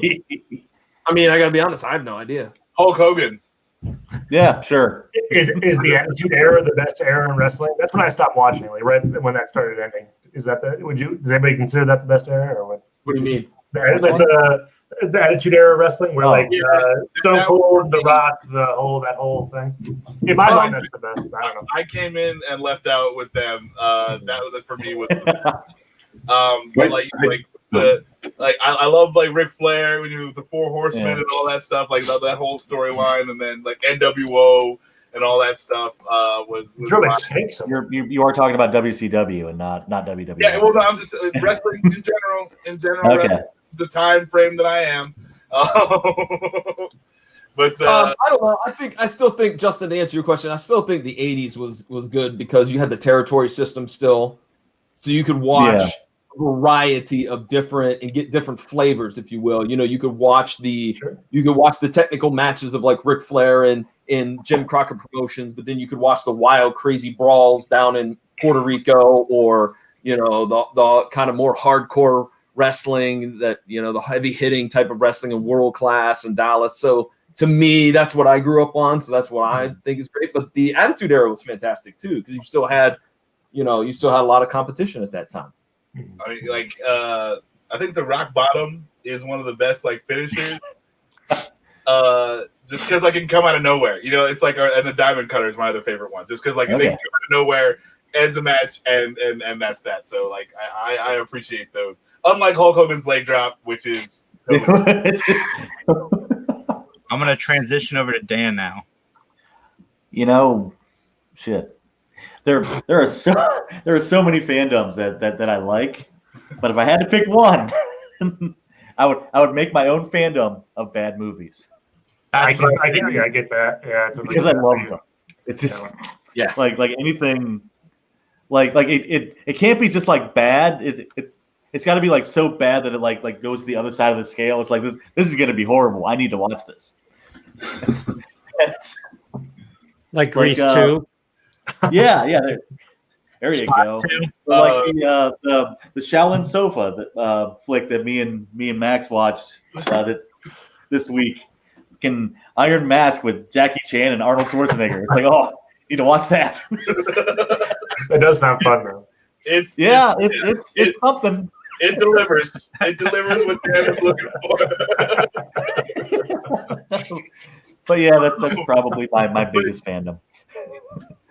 Yeah, but it's got to be because we went and saw the Warcraft movie. Yeah, see that for free, and if I had paid, I would have been pissed off. But watching that with Dan, I didn't pay any money. It was the perfect situation because it's just a crap movie, and you get to have fun making fun of it. I definitely see that a little bit. But Dan, you definitely take them to heart. Well, I mean, I like going up to the actors in cons and being like Nicholas Brendan. I was like, hey, I really like that killer Pinata doll movie. Yeah, the Killer Pinata movie. And he's like, nobody's ever told me that. I was like, there you go. That's the best thing you can do. Mention something that nobody else talks about. Yeah, because they're always going to be like, oh, what about this episode of Buffy? And it's like, who cares? Yeah. I had a buddy who used to do that. He used to bring VHS covers to get signed, and he would always bring the movie that nobody talked about. Like he met Ernie Hudson from Congo. Okay. Yeah. Oh wow. I mean, this is early 2000s, maybe even 2000, and even Ernie Hudson was like, nobody's ever brought this to be signed. Have you ever been to an Ernie Hudson panel, Mick? Which one? Have you ever been to an Ernie Hudson panel? Oh yeah, a few times. Max and I went to, it was so depressing because he's like, I got the Ghostbusters script, and then they cut me out of 80% of it, and then I was on psych. I had a really good time. Then they recast me with Keith David. There's a lot of recasting with Keith David. Yeah, he does not like Keith David. So wait a minute, are you telling me that Ernie Hudson was supposed to be in Requiem for a Dream? Oh, that would have been an interesting turn. I think what we're saying is he should have been in it. Yeah, man. He's like my character in Ghostbusters was awesome, and then Eddie Murphy dropped out, and I signed on, and then they rewrote it, and I'm hardly in the movie now. Okay, now Saj, just another comment. Have we seen Spaceballs? Are you saying Spaceballs is a bad movie that Dan should love, or are you just wondering? I love Spaceballs. No, Spaceballs is awesome. Spaceballs is great. Yeah. I don't think where his question is coming from is all I'm saying, because Spaceballs is awesome, and I take offense if you're saying it's a bad movie that Dan should watch. Quick plug, because I love plugs. If you go over to the Scene Snobs or the Three Geeks channel, you can check out the interview we did with Jen Candy where she mentioned Spaceballs. Yeah. Was it longer than a sentence? I'm kind of curious. It was 2 sentences, Justin. You gotta hook him in there. Watch the whole thing. No, you only have to watch a minute. That registers the play. That's all you need.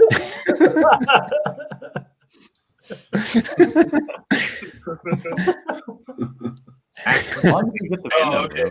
My biggest fandom is weird. Like it's I was thinking about it, and like Star Wars is probably my biggest fandom, but Star Wars, the extra, like all the books and stuff, like the extra universe that they had, extended universe, that's like dead now, the Legends universe, that's like, it's a subsect of the of Star Wars.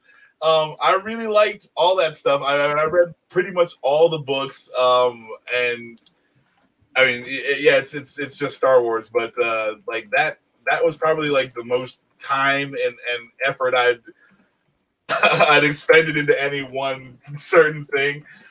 So yeah, like I wish I wish we'd gotten, because like I feel like the storylines are pretty good, and I feel like they were done a little bit better than the movies were done. So like you guys could have just pulled some stuff from over here, and it would have been good. Which is what Mandalorian's kind of doing. Yeah, so like we got Thrawn from there. We've got like they've carried some stuff over, but yeah, I'd say Star Wars Extended Universe or Legends Universe is my fandom that I like hold dearest in my heart. But yeah, like that's Luke Skywalker after Return of the Jedi is the shit. Right. Why pull from original material when you can repeat all the tropes from the original series? Right. Of course. Right. Yeah, you got it. That's what People want to throw a little Indiana Jones in there, and I go, "What?" Yeah. As long as you sprinkling some crystal skulls, it'd be great. Right. Hey, as long as I get the JJ directed Tomb Raider, I'll be very happy, because Rise of Skywalker was the best Tomb Raider movie I've seen so far. Yeah, I mean, I can't disagree with that. Justin, what is your fandom? Oh, we're out of time. Sorry, Justin. I get it. I'm about to be the Dan. I'm in the Dan corner. It's all good. So I don't know. I imagine all of you are similar. My fandom kind of goes cyclical, so I'm kind of on Lord of the Rings kick right now. I watched a whole bunch of YouTube videos about like the lore and stuff like that. I've been delving deep into that, but yeah, I mean that's kind of where I'm at today. With Hobbits, huh? Yeah, the Scouring of the Shire is one thing I really wanted to be in the movies that they decided to not put in the movie. Yeah, but then I mean that's another ending. Yeah, just add one more hour to the extended series. Be fine.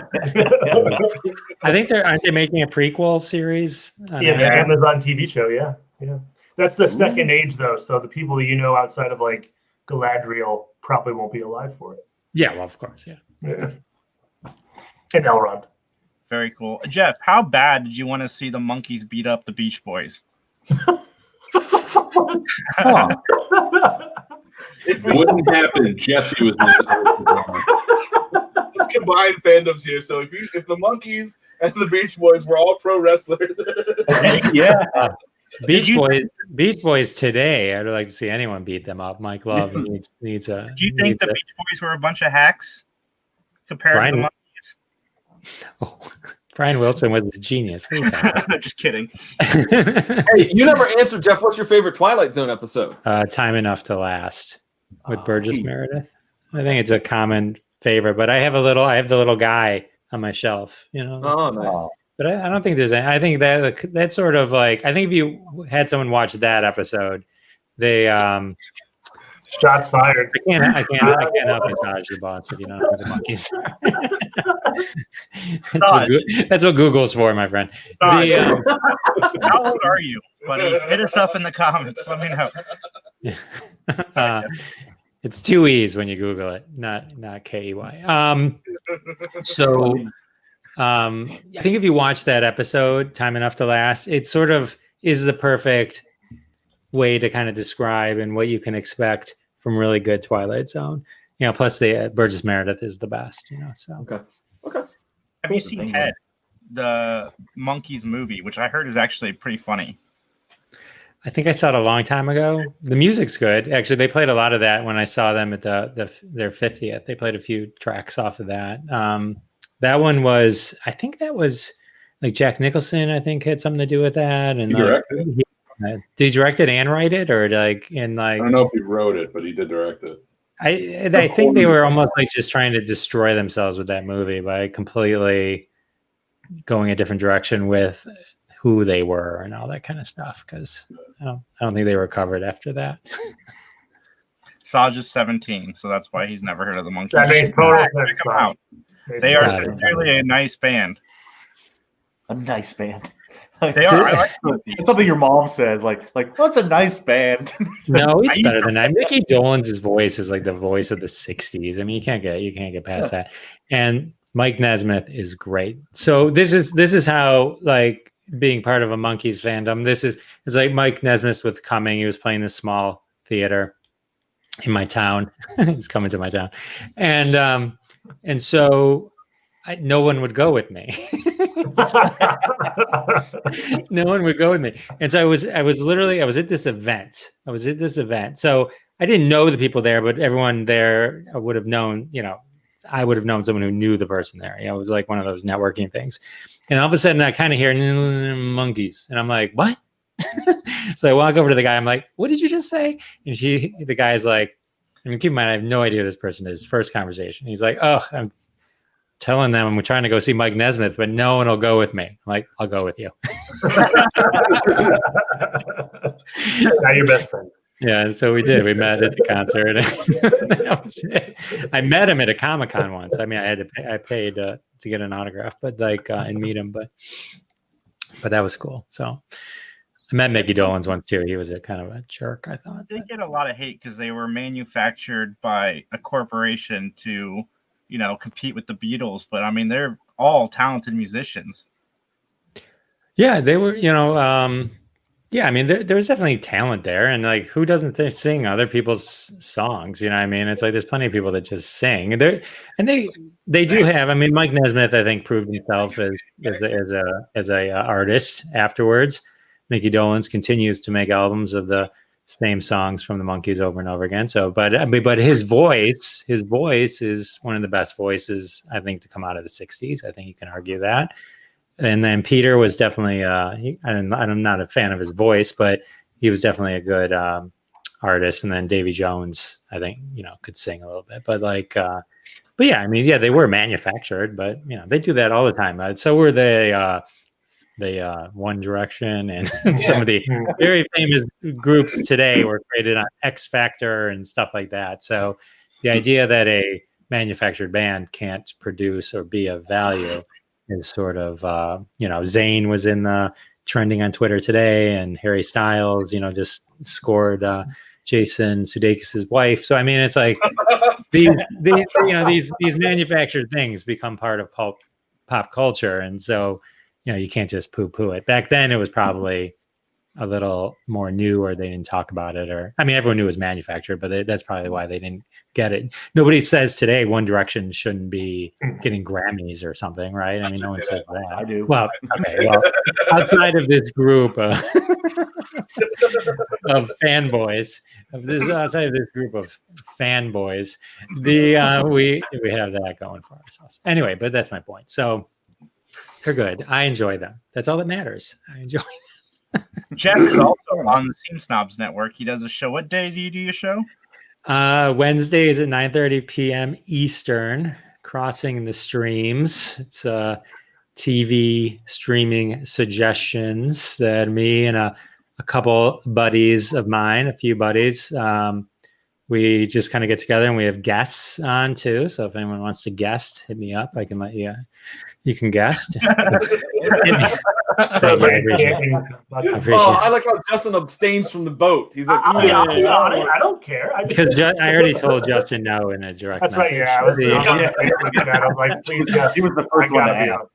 But yeah, it was something I had done when I first started my podcast. I had no idea if I was going to have content or not. So like I'm talking to my friends, Ron Lippitt and Howard Rosner. I'm like, well, let's do a thing. And then, my friend Ron, I think is the one actually that named it Crossing the Streams. I think I'd had a different name, which I don't even remember. And so back in June of 2020, we did an episode on my podcast, called Crossing the Streams. And same kind of format, just wasn't live. And we talked about shows that we think other people should watch. And Ron and Howard are like, they're not comedian friends of mine, but they're funny. They're very naturally funny. And then we brought on 2 comedians as well, Sal D'Amelio and Bob Phillips. And so, it's a good time. And then we have people on and it's a lot of banter. And then we fill in some good content with just shows that people should watch. It's interesting what people watch.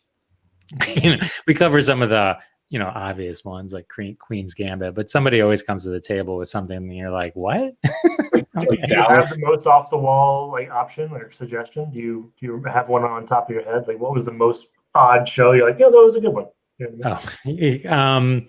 I can't remember the one just in the last episode. My friend Howard Rosner was talking about this racing one.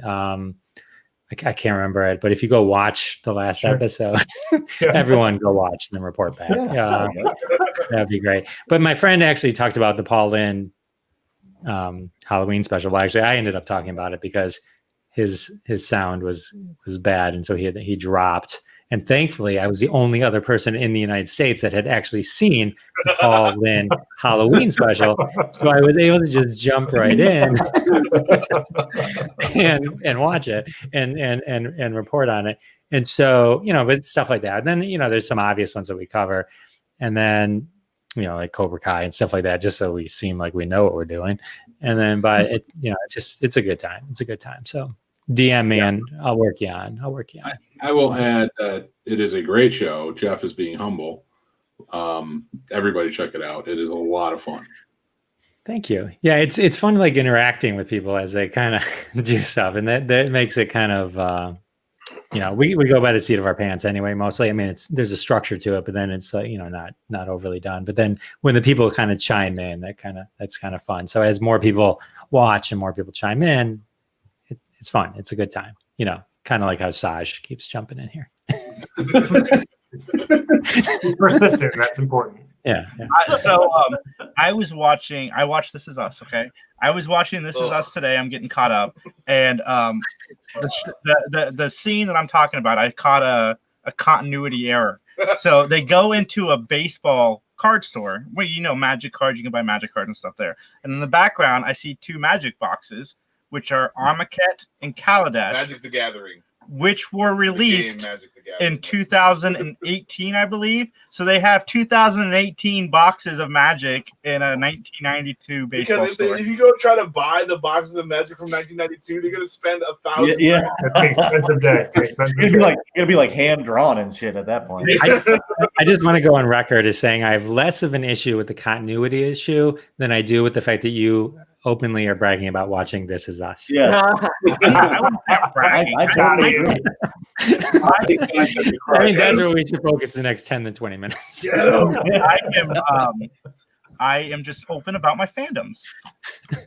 Oh, now it's a fandom. He's on there now. Yeah, he's in there. Jason just loves television. I think there's not a lot of television that Jason won't like. But This Is Us. I don't know. I'm wary of anything that's like, oh, this is the show that gets you in the feels. It's like you're supposed to do a certain thing or watch it. a certain way, I'm never like a fan of that. And yeah, no, This Is Us. Right. Oh yeah, I watch it so I know I still feel. it's like Scrubs. You know, like how Scrubs like this is a comedy, but they you really feel it like this drama, like.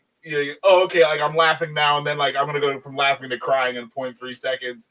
I just don't appreciate your dramatic stuff. I wish you'd keep it to the comedy. Thank you very much.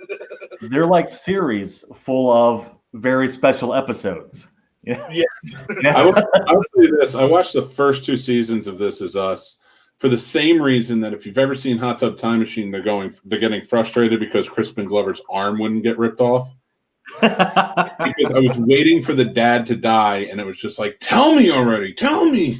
You told me he's gonna die. Tell me how. And then they finally did, and I was like, I'm out. This is. All right, This is why I didn't tell you that soon.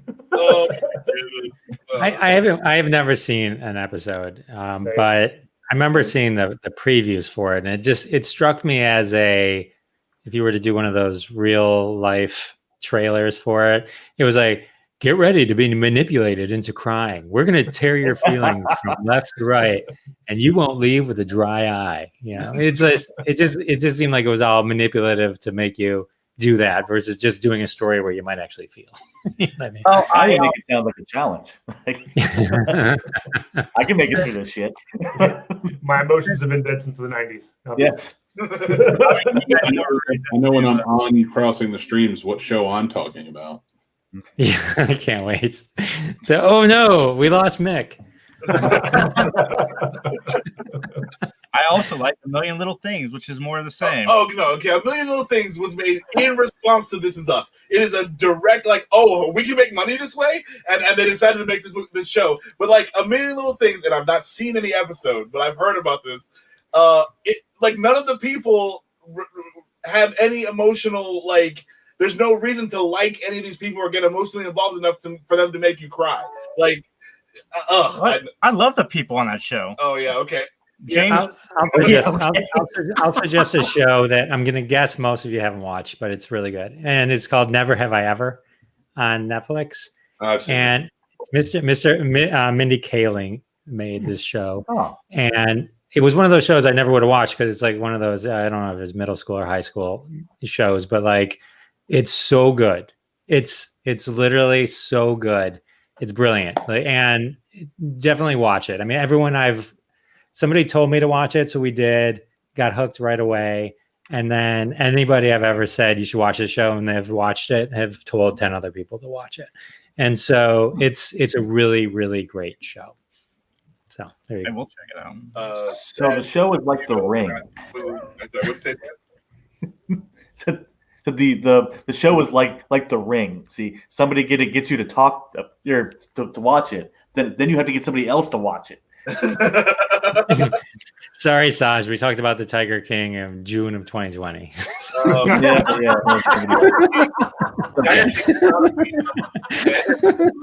in the archive.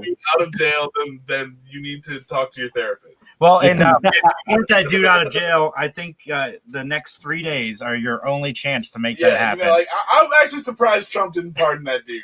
Yeah, but it isn't because like I don't know, like. Dude, there's still time. Don't worry. Just to give context, Bill Clinton did 170 last-minute pardons.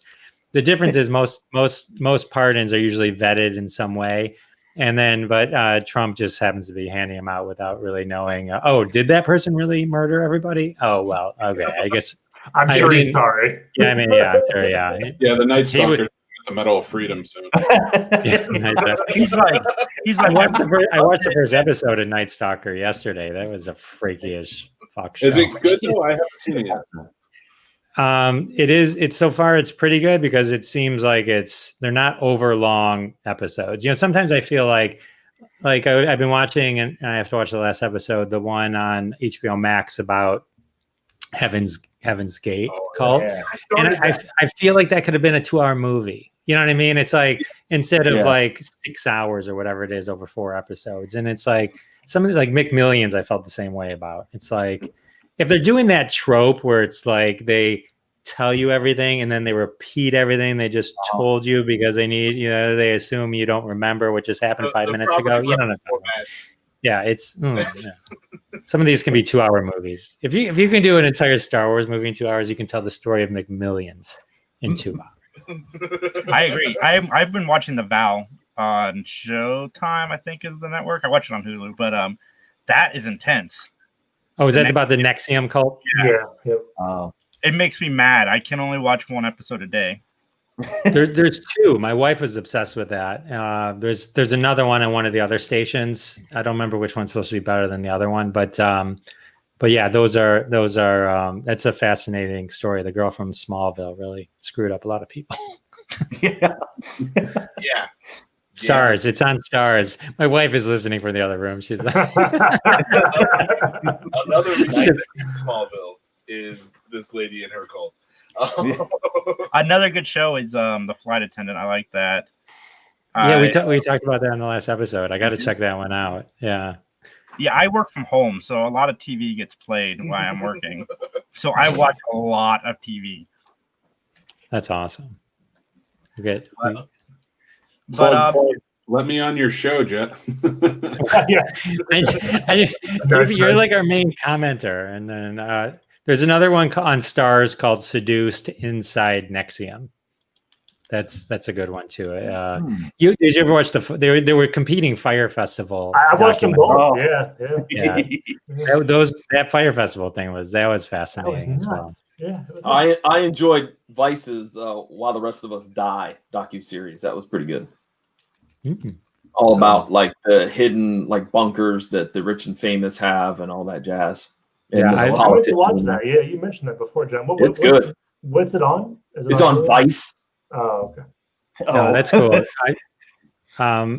Vow is on HBO, and the other one's on I've been watching this show recently. It's about it's another cult one where the president has this main control over most of their people through social media, and then at the end they storm the Capitol. I can't wait for that one. It's very recent. It's very recent, and I'm waiting for the next episode. It's coming. It's probably coming this week. I can't say that I've been enjoying it. I've been waiting, but it scares me. Like it scares me to my core. So that's why I don't. I've been waiting for that show to get canceled for the last 4 years.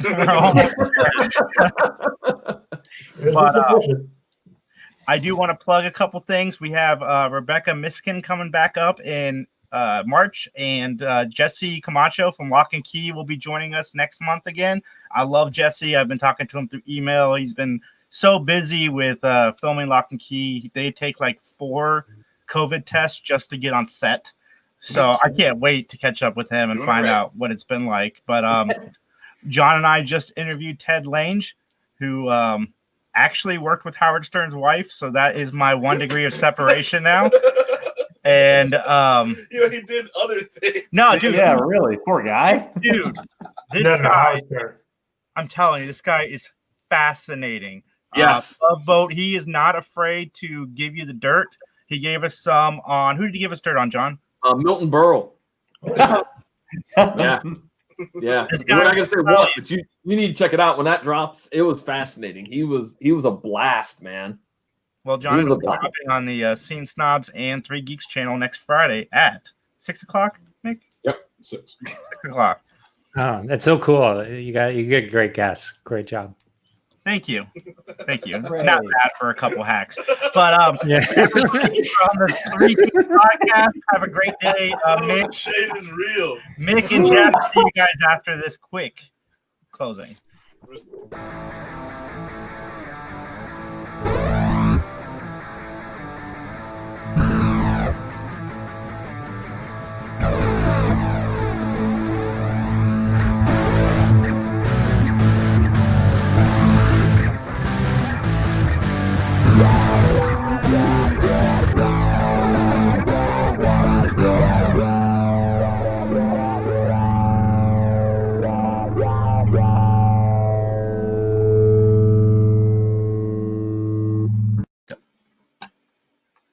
Say something. Batwoman season 2 is probably going to suck worse than Batwoman season 1. Hot take. Because it's on the We're CW. still live. Yeah, of course we are.